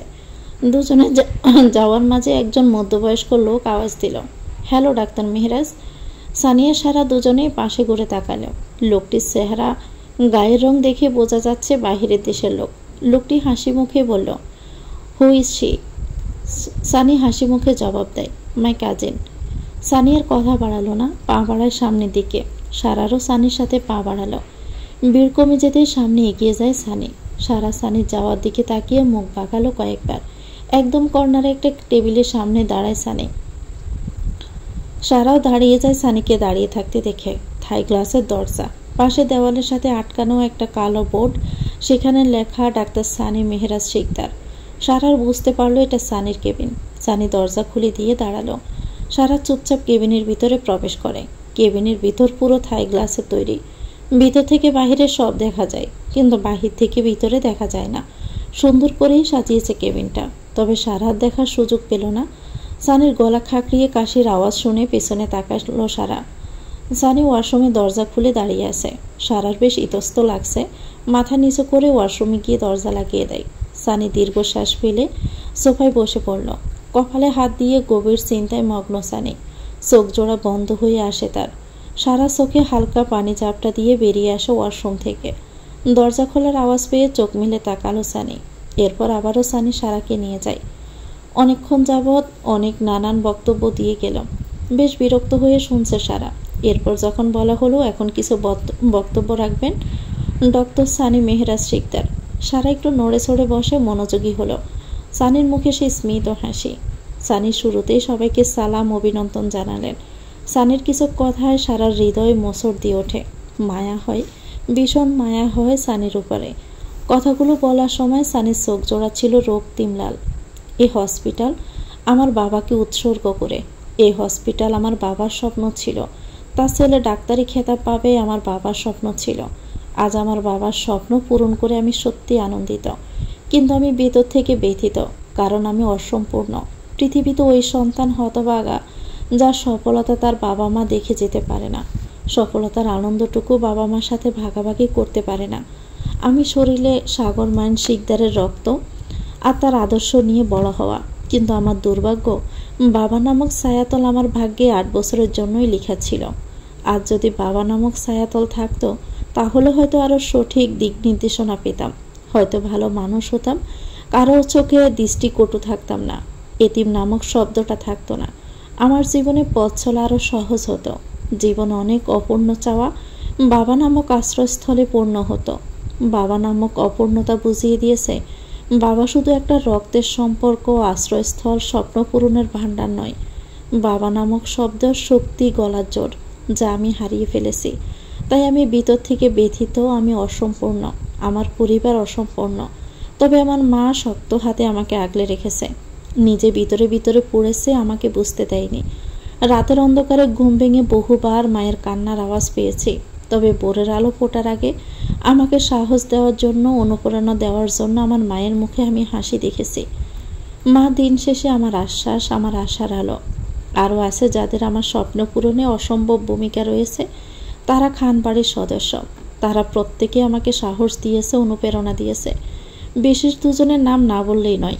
আমার বড় মামার কড়া শাসনের মাঝে স্নেহ, আর আমার ছোট মামার আদর স্নেহ, মামিদের আদর স্নেহ ভালোবাসা কখনোই আমাকে বিন্দুমাত্র মন ছোট করতে দেয়নি। আমার বড় ভাই সাফি মেহতাব, যিনি সবসময় জ্ঞান দিয়েছেন, ভেঙে পড়লে বারবার বুঝিয়েছেন। আমার বড় ভাইয়ের অপূর্ণতা পূর্ণ করেছেন, হোঁচট খাওয়ার আগে হাত ধরে ফেলেছেন। তার সম্পর্কে যত বলবো তত কম হবে। আমার ছোট ভাই আয়াত তৌসিফ খান আমার মুখে হাসি ফোটানোর জন্য আপ্রাণ চেষ্টা করে। হয়তো আমার রক্তের ছোট ভাই থাকলেও আমাকে এত মানত না, আমাকে নিয়ে এতটা ভাবত না। শায়লা বেগমের চোখ বেয়ে পড়ছিল অজস্র অশ্র। সারার মনটা কেমন জানি চটপট করছিল সানির প্রতিটি কথা শুনে। এই 2 দিনে একবারও ইচ্ছে হয়নি সানির সাথে কথা বলতে, তবে আজ ইচ্ছে করছে সানির সাথে কথা বলতে, খুব ইচ্ছে করছে সানিকে অভিনন্দন জানাতে। সানির সাথে একটু কথা বলার তীব্র আকাঙ্ক্ষা হচ্ছে সারার। প্রোগ্রাম শেষ হতে হতে রাত 9টা। সাফি ড্রাইভ করছে, পাশে বসে আছে আয়াত, পিছনের সিটে রায়হান খান, রবিউল খান, নূরজাহান বেগম আর শাহানা বেগম। মাঝের সিটে বসেছে শায়লা বেগম, আয়রা, সারা, সানি। সারা সানিকে অনেক পরিকল্পনা অনুযায়ী সাফি আর আয়াত পাশাপাশি বসাতে পেরেছে। সাইডে বসার কারণে সানি চুপচাপ বসে বাইরের দিকে তাকিয়ে আছে। সারা তার 2 হাত বারবার কসলাচ্ছে। দুজনে পাশাপাশি বসে রয়েছে, অথচ দুজনের মাঝে বিশাল দূরত্ব। এক শক্ত প্রাচীর দেওয়াল যেন দুজনের মাঝে। সানির সাথে কথা বলার যেমন তীব্র ইচ্ছে করছে, ঠিক তেমনি বহু বছরের অভিমান, জড়তার সংকোচ একসাথে বাধা দিচ্ছে। সানির উপর ভীষণ রাগ হচ্ছে সারার। সবার সাথে স্বাভাবিকভাবে কথা বলছে, কিন্তু তার সাথে নয়। পরক্ষণেভাবে কথা বলার দরজা স্বয়ং সেই বন্ধ করে দিয়েছে। হুট করে সাফি জোরে ব্রেক করে গাড়ি। পরিকল্পনা করেই এমন কাজ করা। সারা অন্যমনস্ক থাকায় নিজেকে সামলাতে পারেনি, হুমড়ি খেয়ে সামনের দিকে ঝুঁকে পড়ে। সারার ধারণা তার মাথা সিটের সাথে সংঘর্ষ হয়ে মাথার আকৃতি না হয় বিকৃতি হয়ে গেছে, নয়তো বিশাল কোনো গোল আলোর রূপ ধারণ করেছে। কিন্তু তার ধারণা ভুল। তার কপাল স্পর্শ করে সিটের উপর রাখা একটা বলিষ্ঠ হাতের উপরে। সারা মাথা তুলে বিস্মিত দৃষ্টিতে তাকালো সানির দিকে।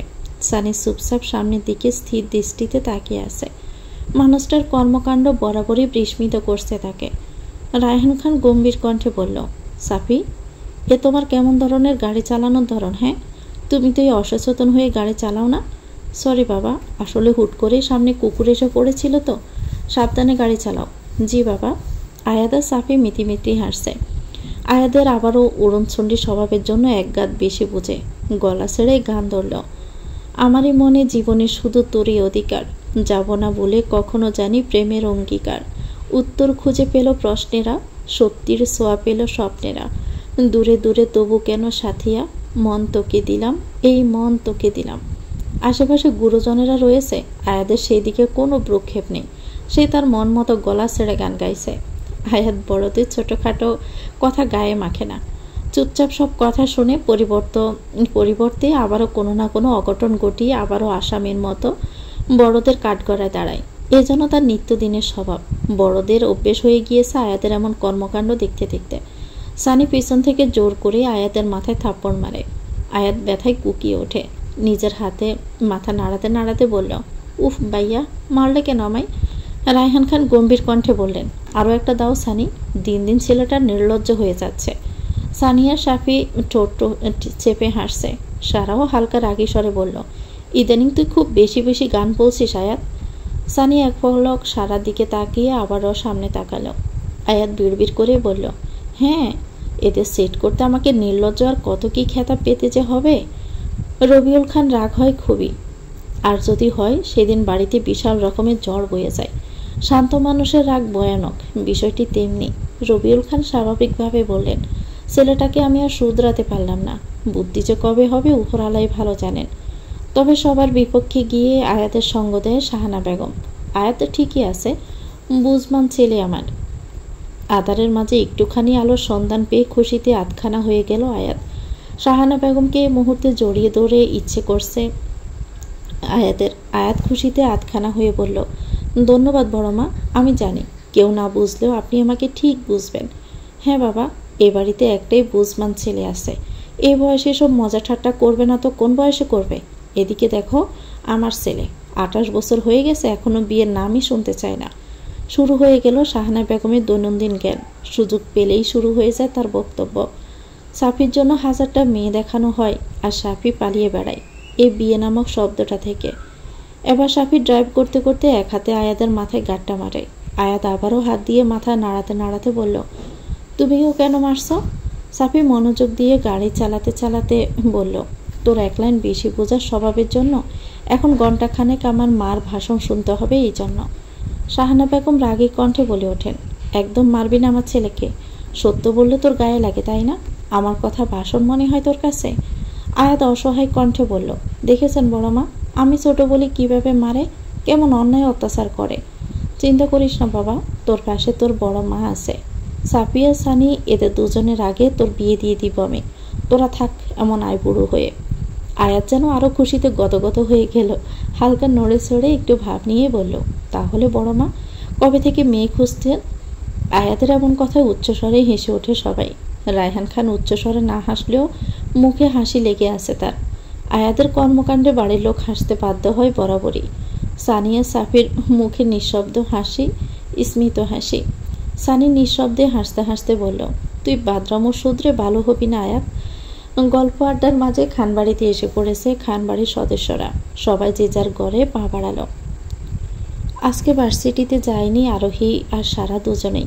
বিকেলে সারা আরোহীকে খানবাড়িতে আসতে বলায় এক প্রকার বাধ্য হয়ে আসতে হয়েছে খানবাড়িতে। সবসময় খানবাড়িতে আসতে ভালো লাগে না তার, কিন্তু সারা জেদে না চাইতেও আসতে হয় মাঝে মাঝে তার। আজও তার ব্যতিক্রম নয়। আরোহী সারার বিছানায় আরাম করে শুয়ে আছে, আর সারা ড্রেসিং টেবিলের সামনে বসে মনমারা হয়ে নিজের লম্বা চুল ঠিক করতে ব্যস্ত। আরোহী বিরক্ত ভরা মুখ নিয়ে বলল, তুই এমন মনমারা হয়ে বসে আছিস কেন? বিরক্ত লাগছে আমার। কি হয়েছে বলতো দেখি আমায়।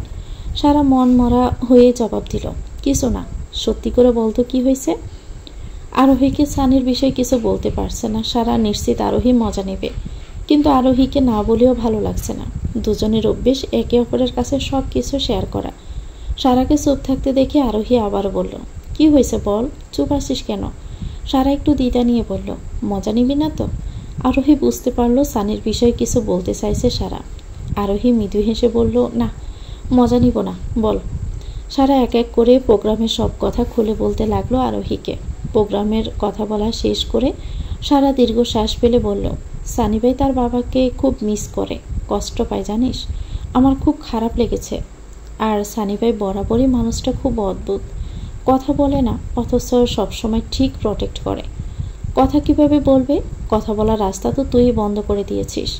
একটা কথা বলবো জানো? হ্যাঁ বল। একই বাড়িতে থাকা, দুজনের না চাইতেও দেখা হবে প্রতিদিন। এভাবে কথা না বলে থাকলে দুজনের মধ্যে সংকোচ কাজ করবে, আর একে অপরের কথা মাথায় গেঁথে থাকবে। আর তুই যদি সানি ভাইয়ের সাথে কথা বলিস, এখন যেমন সানি ভাইয়ের কথা মাথায় ঘুরপাক খেয়ে মনমরা হয়ে বসে আছিস, তখন আর থাকবে না। মনটা খোলাসা হয়ে সানি ভাইকে প্রশ্ন করতে পারবি। আমি বলছি তুই সানি ভাইয়ের সাথে কথা বল। সারা একটু কিছুক্ষণ ভেবে বলল, দেখি। আরোহীর আবার একটু মজাই নিল। ঠাট্টা স্বরে বলল, দেখি কেন রে, ভয় পাচ্ছিস নাকি? যদি আবার প্রেমে পড়ে যাস? সারা তাচ্ছিল্য সুরে হালকা উচ্চস্বরে বলল, প্রেমে আমি, তাও আবার সানি মেহরাজ শিকদারের উপর? ছোট ছিলাম তাই ভুল হয়েছে, এখন অসম্ভব। আর শোন, ভুল মানুষের প্রেমে পড়ার থেকে সব মানুষের প্রেমে হাবুডুবু খাওয়া ভালো, বুঝলি? তাদের আগের কথোপকথন না শুনলেও শেষের কথাগুলো সারার গড়ার সামনে দিয়ে যাওয়ার সময় ঠিকই শুনে ফেলল সানি আর সাফি। সানি কোনো হোঁচট না খেতে খেতে উঠে দাঁড়ালো। সাফির দিকে তাকিয়ে মুখ কুঁচকে বিরক্ত স্বরে বলল, কি ভাই, এই শিক্ষা দিচ্ছ তোমার ছাত্রীদের? সাফি ঠোঁট চেপে হেসে বলল, আমি ব্যর্থ, তুই সঠিক শিক্ষাটা দে। সানি ব্রু কুঁচকে সাফির দিকে তাকালো। সাফি মৃদু হেসে বলল, দাঁড়া, আমি দেখছি। সাফি হুট করে ঘরের ভিতরে প্রবেশ করে বিভ্রান্তকর পরিস্থিতির সম্মুখীন হয়। তার খেয়াল ছিল না আরোহী এই ঘরে আছে। আরোহী তৎক্ষণাৎ বিছানা থেকে এক লাফে উঠে বসে। সাফি ঘর থেকে বেরিয়ে যেতে যেতে বলল, সরি। সারা বিষয়টা বেশ মজা হিসাবেই নিল। আরোহী সারার দিকে তাকিয়ে রাগী কণ্ঠে বলল, তোর এত বড় ভাইয়ের মাথায় কমন সেন্স নেই নাকি? রুমে ঢোকার আগে নক করতে হয় জানে না? নিজের বোনের রুমে ঢুকবে নক কিসের? ভাইয়া আমার ঘরে নক ছাড়াই চলে আসে। বাইকে জানে নাকি তুই আছিস? সাফিকে এভাবে বেরিয়ে আসতে দেখে সানি জিজ্ঞাসু কণ্ঠে বলল, কি হলো ভাই, এভাবে বেরিয়ে এলে কেন? সাফি বেশ বিরক্ত নিয়ে বলল, আরোহী ছিল রুমে। সানি ঠোঁট চেপে হেসে বলল, নক করে যাবে না তুমি? সাফি অবাক হয়ে বলল, আমার ছোট বোন, নক করে ঢুকতে হবে কেন? সানি একটু লজ্জা পাওয়ার ভঙ্গিতে বলল, বোনের ঘরে নক না করে প্রবেশ করার অভ্যেস ছেড়ে দাও, বুঝলে? 2 দিন পর বিয়ে হলে এই অভ্যাস থেকে গেলে তো সমস্যা, তাই না? সাফি সানির দিকে ব্রু কুঁচকে তাকালো। সানি মাথা নিচু করে চুপচাপ দাঁড়িয়ে আছে একটা ভদ্র ছেলের মতো। আমি তোদের দুজনের বড় ভাই, ভুলে যাস না। সবাই আয়াতকে বদমাস ভাবে, এদিকে সবার আড়ালে যে একটা ভদ্র নিষ্পাপ বদমাস ছেলে ঘুরে বেড়ায়। সানি ব্রু কুঁচকে বলল, তুমি এভাবে আমাকে বলতে পারো না ভাই। সাফি মৃদু হাসে। এরই মাঝে সারা আরোহীর বিরক্তিভরা মুখের দিকে তাকিয়ে ঠোঁট গলা ছেড়ে ডাকে, ভাইয়া চলে গেলে কেন? কি বলতে এসেছিলে বলে যাও, ভিতরে এসো।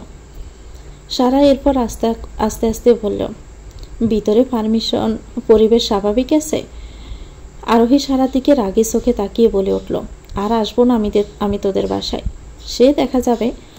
সাফি ঘরে প্রবেশ করতে করতে সানিকে বাহিরে দাঁড়িয়ে থাকতে দেখে বলল, তুই বাহিরে কেন দাঁড়িয়ে আছিস? আয় ভিতরে। না, তুমি কথা বলো, আমি ঘরে যাচ্ছি। সাফি সানির হাত ধরে টেনে সারার ঘরে নিয়ে আসে। দীর্ঘ 6 বছর পর সারার ঘরে প্রবেশ করে সানি। অস্থির লাগছে তার সব কিছু। সারাও বিস্মিত দৃষ্টিতে তাকিয়ে আছে সানির দিকে। সাফি জোর করে সানিকে সারার ঘরে টেবিলের সামনে থাকা চেয়ারে বসিয়ে দিয়ে পাশে থাকা একটা চেয়ার নিয়ে বসে পড়ল। সানি বেশ ইতস্ত করে বসে আছে। আরোহী আবার দাঁড়িয়ে মাথা নিচু করে সালাম দিল, আসসালামু আলাইকুম স্যার। ওয়ালাইকুম আসসালাম। সাফি সারার দিকে জিজ্ঞাসু দৃষ্টিতে তাকিয়ে বলল, তোদের মধ্যে কি এসব কথা চলছে? কে কয়জনের প্রেমে হাবুডুবু খাচ্ছে শুনি? সারা আর আরোহী একে অপরের দিকে চোখ বড় বড় করে তাকিয়ে আছে। বয়স শুকনো ডুব গিলে কয়েকবার। এদের বিতু মুখ দেখে নিজেরই হাসা আটকিয়ে সাফি আবারও গম্ভীর কণ্ঠে বলল, কি হলো, চুপ করে আসিস কেন? সারা বিতু কণ্ঠে বলল, আসলে তেমন কিছু নয় ভাই। ওই আরোহীর সঙ্গে সঙ্গে জবাব দিল, আমি কিছু করিনি, তুই আমার নাম কেন নিচ্ছিস এখানে? সাফি বুঝতে পারছে এই দুজনের মাঝে ঝগড়া বেঁধে যাবে এখন। সাফি তৎক্ষণাৎই বলে উঠল, দুজনেই চুপ, একটা হবে না। সাফির হালকা হুঙ্কারে কেঁপে উঠল দুজনেই। সানি রুমে প্রবেশ করেই তার ফোন বের করেছে। সে ফোন দেখছে আর মিটিমিটি হাসছে। সাফি আবারও শাসনের কণ্ঠে বলল, দুজনের কেউ ভার্সিটিতে যাসনি, ঘরে বসে এখন অহেতুক কথা চলছে। 2 দিন আগে ক্লাস টেস্ট দিয়েছিস, সেটা রেজাল্ট জানিস?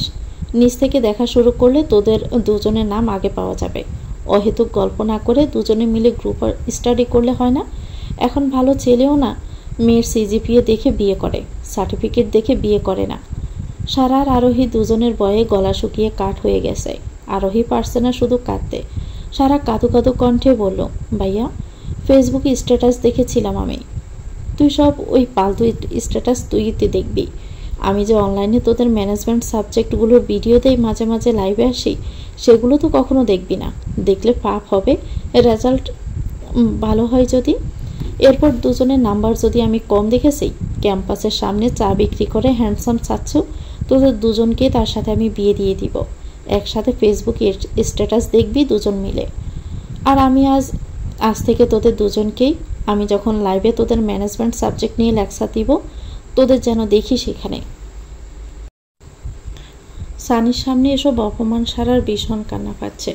সারা এবার অভিমানী কণ্ঠে বলল, ঠিক আছে, কিন্তু ভাইয়া কারো কথা এভাবে আরোহীতে শুনতে হয় না। সারার এই কথা আরোহীর বেশ ভালোই লেগেছে। বান্ধবীকে বুকে জড়িয়ে নিতে ইচ্ছে করছে তার। ফাটা বাঁশের মতো চেঁচিয়ে কথা বললে আড়ি পাতার কোনো প্রয়োজন নেই। সারা বেশ ক্ষিপ্ত হলো তার বড় ভাই সাফির উপরে। বড় ভাই বলে সব সময় শাসন করবে, অপমান করবে, এটা কিন্তু অন্যায়। সারার অভিমান আরও গাঢ় হলো। ভারী কণ্ঠে বলল, তুমি আমাকে এভাবে সবসময় বকতে পারো না। তোকে কি আর কিছু বলা যায় বোন? আদরে মাথায় তুলে রেখেছে সবাই। থাক, আমি গেলাম। আর যা বললাম তা যেন দুজনের মাথায় থাকে। সাফি আবার আরোহীর দিকে তাকালো। বিছানায় মাথা ঘেঁষে মাথা নিচু করে চুপচাপ দাঁড়িয়ে আছে। সাফি আরোহীর দিকে তাকিয়ে বলল, আরোহী? আরোহী খানিকটা কেঁপে ওঠে, অপ্রস্তুত হয়ে বলল, জি স্যার। মনে থাকবে তো কথা? আরোহী হ্যাঁ সূচক মাথা নাড়িয়ে বলল, জি স্যার, থাকবে। গুড, আমি তাহলে আসি। সাফি উঠে দাঁড়ানোর আগে সানি উঠে দাঁড়ালো। দম বন্ধ হয়ে আসছিল এই ঘরে তার। সাফি যেতে সারার দুষ্ট মস্তিষ্কে একটা প্রশ্ন জেগে ওঠে। সারা মিটিমিটি হেসে ন্যাকামি সুরে বলল, ভাইয়া। সাফি পিছনে ঘুরে তাকালো, ব্রু বাঁকিয়ে বলল, জি বলুন বইনা। বলছিলাম কি, আমাদের ভাবির কত সিজিপিএ থাকতে হবে?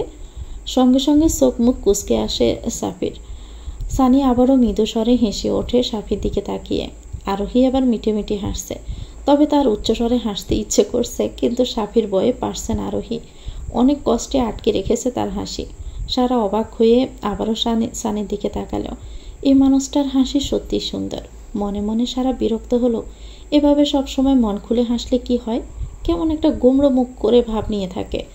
যদিও সানির স্মিত হাসিটাও নজর কাড়ে, তবে সানির হাসির শব্দটা তার হৃদয়ে অন্যরকম ভালো লাগার সৃষ্টি করে। সাফির রাগী কণ্ঠে বলল, বাম হাত দিয়ে ঠাটিয়ে চড় দিলে বাদরামি দূর হয়ে যাবে। সানি হাসি মুখে বলল, বকছো কেন শুধু শুধু? তোমার বোন খারাপ তো কোনো প্রশ্ন করেনি।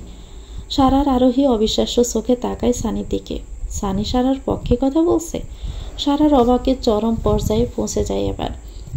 সাফি সানির দিকে তাকিয়ে রাগী কণ্ঠে বলল, তোর কাছে তো ভালো লাগবেই, সুযোগ আমার কি আর আসবে না? রাগ করতে হয় না বড় ভাই, চলো ঘরে চলো, ঠান্ডা পানি খাওয়াই তোমাকে। সানিয়া সাফি ঘর থেকে বেরিয়ে যেতেই আরোহী শব্দ করে হেসে ওঠে। সারার ঠায় দাঁড়িয়ে আছে সেখানে। আরোহী হাসতে হাসতে সারার কাঁধে হাত রাখে। জানো, তুমি আজ আমার মন জিতে দিয়েছ পেঁচামুখু স্যারকে জব্দ করে। সারার আবার গোড় কাটে। আরোহীর দিকে তাকিয়ে বলল, হি হি করে হেসো না। ভাই কি বলে গেল শুনলি না? সামনে আর একটা ক্লাস টেস্ট কম মার্ক পেলে না জুলে দিবে চাচ্ছুকে। তখন দুজন বেস্ট ফ্রেন্ড থেকে সতীন হয়ে যাব। আরোহীর চোখে বেশি ওঠে চা বিক্রেতার ছবি। আরোহী তৎক্ষণাতে চোখ মুখ কুঁচকে বলল, অসম্ভব। সারা তাচ্ছিল্য সুরে বলল, কম মার্ক পেলে এটাই সম্ভব। এখন দ্রুত চল, দেখি ভাইয়ার পেজটা। আমি তো ভাইয়ার পেজের নোটিফিকেশন অফ করে রেখেছি। এত মোটিভেশনাল জ্ঞান বিরক্তকর। শেষের কথাগুলো খুব বিরক্ত নিয়ে বলল সারা। আরোহী শুকনো ডোক গিলে বলল, আমি তো তোর ভাইকে ব্লক করে রেখেছি। সারা অবাক হয়ে বলল, কি? তুই আমার ভাইকে ব্লক লিস্টে রেখেছিস? আমার ভাইয়ের ফলোয়ার লিস্ট তুই দেখেছিস? সে তুই দেখ গিয়ে, আমার দেখে কোনো কাজ নেই। তোর ভাইকে ভীষণ ভয় লাগে আমার। কেমন মনে হয় এই যেন এক্ষুনি একটা বসিয়ে দিল থাপ্পড়। থাপ্পড়ের কথা শুনতেই সারা আরোহীর দিকে চোখ পাকিয়ে তাকালো। এই শব্দ নেক্সট টাইম আমার সামনে নিবি না। ও সরি, তোর ফ্রেন্ড লিস্টে না, তাই আমারও অ্যাড ফ্রেন্ডে এসেছিল তোর ভাইয়ের আইডি। ওই দিনে আমি ব্লক করে দিয়েছি, যাতে আমার আইডি তোর ভাইয়ের সামনে না যায়। যদি আমার ফেসবুকের পোস্টগুলো দেখে নেয় তখন? সারা ব্যঙ্গ করেই বলল, আমার ভাইয়ের তো আর কাজ নেই তোর আইডি দেখতে যাবে। সে আমি জানি, তবুও আমার কোনো রিস্ক নিতে চাই না। ব্যাস, তাহলে এখন ব্লগ খোল, খুলে ফ্রেন্ড রিকোয়েস্ট পাঠা।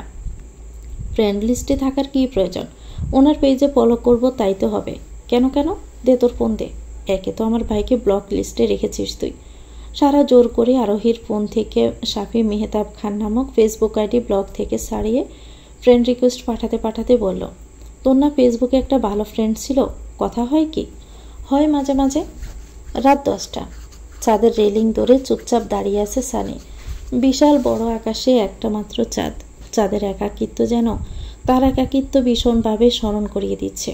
তার কানে বাড়ছে সবার বলা একটা শব্দ, ভুল মানুষ।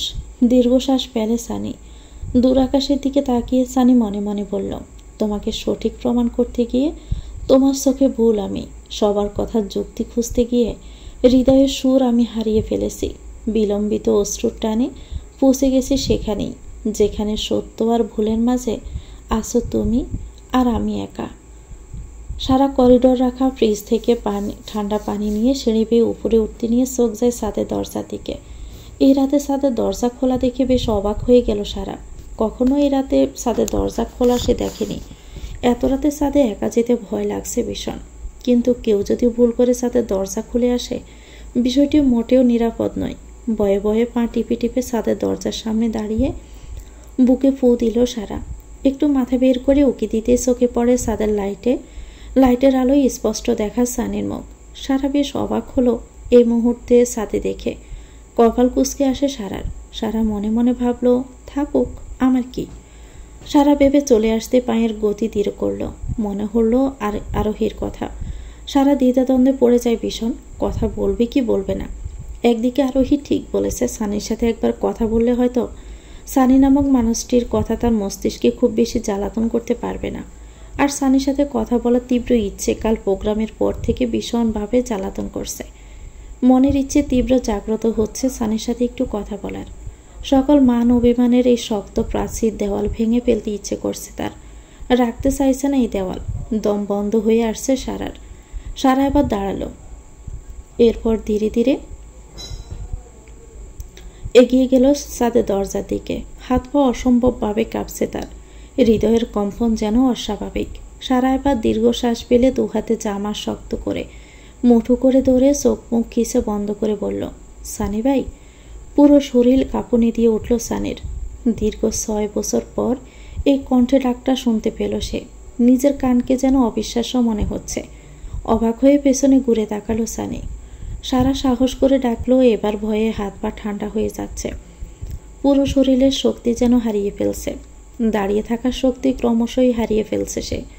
সানি অবাক হয়ে তাকিয়ে আছে সামনে দাঁড়িয়ে থাকা সুবর্ণা নয়নের রমণীর দিকে।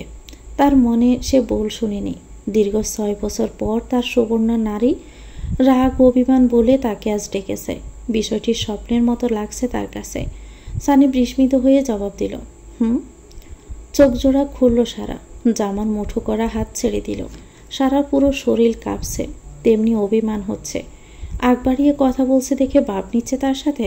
একে তো এত বছর পর কথা বলল, শুধু জবাবে হ্যাঁ। সারা নিজের অভিমানকে আজ প্রশ্রয় দিল না। নিজের দুহাত অনবরত কসলাতে কসলাতে বলল, কংগ্রেচুলেশনস। দুজনের বুকে জ্বরের তীব্র আক্রমণ। আবার দুজনের হৃদস্পন্দন ক্রমান্বয়ে অস্বাভাবিকভাবে বেড়ে চলছে। রাতের নিস্তব্ধতা যেন সবকিছু আরও অস্বাভাবিক করে তুলেছে। সানির মস্তিষ্কের স্নায়ুগুলো কাজ করা বন্ধ করে দিয়েছে। সে আবারও বিস্মিত হয়ে জবাব দেয়, সারার ভীষণ রাগ হচ্ছে। সারা মনে মনে নিজেকে শান্ত করল। সারা কুল, কিচ্ছু হয়নি। এনার ডিসকোনারিতে হুম আর থাপ্পড় ছাড়া তো কিছুই নেই। কুল বেবি। সারা আবারও দীর্ঘশ্বাস ফেলে বলল, ধন্যবাদ। এবার খানিকটা ব্রুকুসকে আসে সানির। অভিনন্দন দেওয়ার কারণ বুঝতে পেরেছে, কিন্তু ধন্যবাদের কারণ বুঝতে পারল না। জিজ্ঞাসা দৃষ্টিতে তাকিয়ে বলল, কেন? সারা মনে মনে বিড়বিড় করে বলল, যাক বাবা, আর একটা শব্দ খুঁজে পেলাম। সারা এবার মুখে হাসি এনে বলল, ওই তো গিফটের জন্য। সানি এবার স্মিত হাসে। ও আচ্ছা। সারা নিজের রাগ ধরে রাখতে পারল না। পুরো বাড়ির লোকের সাথে স্বাভাবিকভাবেই কথা বলে, অথচ তার সামনে কথা পুড়িয়ে যায়। এমন অস্বাভাবিক আচরণ কেন? আগ বাড়িয়ে কথা বলেছে দেখে কি ভাব নিবে? সারা অভিমানী কণ্ঠে বলল, ভাব দেখাচ্ছেন আমার সাথে? সারা আগে সানিকে তুমি করে বলতো, তবে আপনি সম্বোধন এটাও মন্দ লাগছে না সানির কাছে। আসলে দীর্ঘ বছরের দূরত্ব বেশ জড়তা চলে এসেছে সবার মাঝে। আগের মতো ছোট তো নয় সে, আর ছোট থাকতে এমন এক কাণ্ড বাঁধিয়ে ফেলেছিল, ভাবতেই যেন লজ্জার চাদর মুড়িয়ে নিচ্ছে তাকে। আবার সেই মানুষটার সাথে আগ বাড়িয়ে কথা বলতে এসেছে। সানির মুখে সেই স্মিত হাসি। ভাব দেখালাম কোথায়? সারা অনুরূপ অভিমানিক কণ্ঠে বলল, সবার সাথে স্বাভাবিকভাবে কথা বলছেন, আমার সাথে হ্যাঁ ও আচ্ছা এসব কি? আমি আগ বাড়িয়ে কথা বলছি তাই কি ভাব দেখাচ্ছেন? সানি রেলিংয়ে হেলান দিয়ে দুহাত বক্ষে বাস করে নিয়ে বলল, পুরো বাড়ির লোক আমি বাড়িতে আসাতে খুশি হয়েছে, আমাকে দেখতে গিয়েছে, আমার সাথে কথা বলেছে, খোঁজ নিয়েছে। আপনি কি এসেছিলেন ম্যাম? বরং ঘরে দরজা লাগিয়ে বসেছিলেন। তাহলে অবশ্যই আমি এ বাড়িতে ফিরে আসাতে আপনি খুশি হননি। তাহলে স্বাভাবিকভাবে কিভাবে কথা বলি বলুন? সে দরজা তো আপনি নিজ হাতে বন্ধ করে দিয়েছেন ম্যাম। সারা এবার মাথা নিচু করে দাঁড়িয়ে রইল। এ প্রশ্নের জবাব তো তার কাছে নেই। সানি এগিয়ে গেল সারার দিকে। দুজনের উচ্চতার তফাৎ বেশি থাকায় সানি সারার সামনে একটু ঝুঁকে দাঁড়ালো। আবারও সানির পারফিউমের তীব্র সুবাস অনুভব করলো সারা। হুট করে সানির এভাবে সামনে এসে দাঁড়াতে একটু ভয়ে পিছিয়ে গেল সারা। আবারও থাপ্পড় খাওয়ার আগে দৌড়ে পালাবে সে। সানি ধীর কণ্ঠে বলল, ছোটরা ভুল করলে সে ভুল শুধরানোর কি অধিকার নেই বড়দের? সারা চোখ পিটপিট করে সানির দিকে তাকালো। ডান গালে হাত রেখে অসহায় কণ্ঠে বলল, তাই বলে এভাবে অতটুকু বাচ্চার গালে থাপ্পড় দিবেন আপনি? সানি এবার মৃদু স্বরে হেসে ওঠে সারার এমন কথায়। সারা অবাক হয়ে তাকিয়ে আছে হাসির দিকে। সানি হাসি মুখে বলল, যে প্রপোজ করতে পারে সে অতটুকু বাচ্চা কিভাবে হয়? সারার দিকে ব্রু নাচিয়ে কথাটুকু বলে সানি। সারা লজ্জায় আড়ষ্ট হয়ে গেল। তখনই ছোট ছিল, না বুঝে করে ফেলছে, এখন তো বড় হয়েছে। এই মুহূর্তে সানির সামনে দাঁড়িয়ে থাকতে বেশ লজ্জাই পাচ্ছে সারা। কি ভয়ঙ্কর অস্বস্তিকর পরিস্থিতি। সারা সঙ্গে সঙ্গে নিজের চোখ নামিয়ে নেয়। সানি ঠোঁট চেপেই হাসে। সানি তার পুরনো প্রসঙ্গ টেনে মেয়েটাকে আর লজ্জায় ফেলতে চাইল না, তাই প্রসঙ্গ পাল্টাতেই বলল, এত রাতে ছাদে আসা কেন শুনি? সারা মাথা নিচু করে বলল, ঠান্ডা পানি আনতে গিয়েছিলাম, তারপর দেখি ছাদে দরজা খোলা, তাই আসছি। ছাদে দরজা খোলা দেখলে হুটহাট ছাদে আসবেন না রাতে? জিন ভূতের কথা তো বলা যায় না। আশেপাশে তাকিয়ে ভয়ে শুকনো ডোক গিলল সারা। এতক্ষণে সাহস করে আসলো, এ মুহূর্তে সানির কথা শুনে বেশ ভয়ে পেয়ে যায়। সারার ভীতু মুখ দেখে ঠোঁট চেপে নিঃশব্দে হাসে সানি। সানি আবারও নরম কণ্ঠে বলল, এ রাতে ঠান্ডা পানি কেন?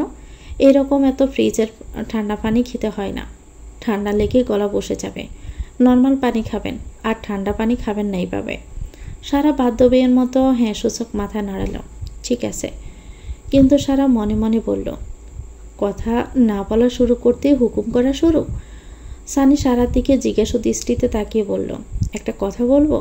সারা সানির দিকে তাকালো। সানির দৃষ্টি স্থির। সারা মাথা নাড়িয়ে বলল, জি বলুন। আজ হুট করে কথা বললেন, আর কোনো রাগ অভিমান নেই।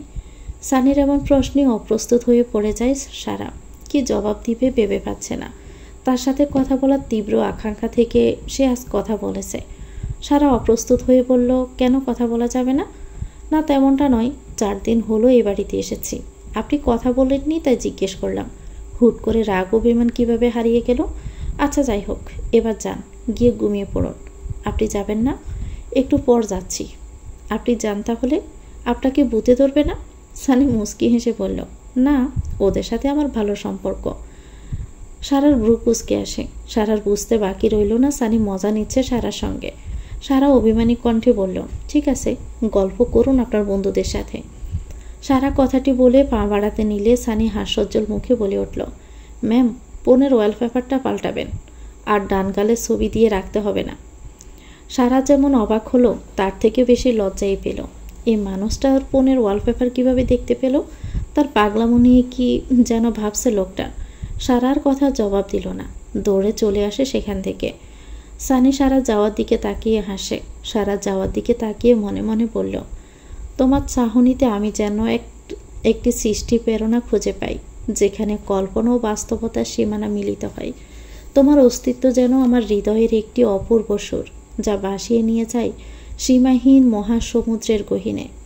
তো ভিউয়ার্স, গল্পটির নাম হচ্ছে আমরণ চেয়েছি তোমায়, লিখেছেন সুমাইয়া নওশিন। এটা গল্পের প্রথম অংশ। পরবর্তী অংশ পেতে চ্যানেলটিকে সাবস্ক্রাইব করে আমাদের সাথে থাকবেন। ভিডিওটি ভালো লাগলে একটি লাইক দিয়ে দিবেন, কমেন্ট করে জানাবেন কেমন লেগেছে। আল্লাহ হাফেজ, আসসালামু আলাইকুম।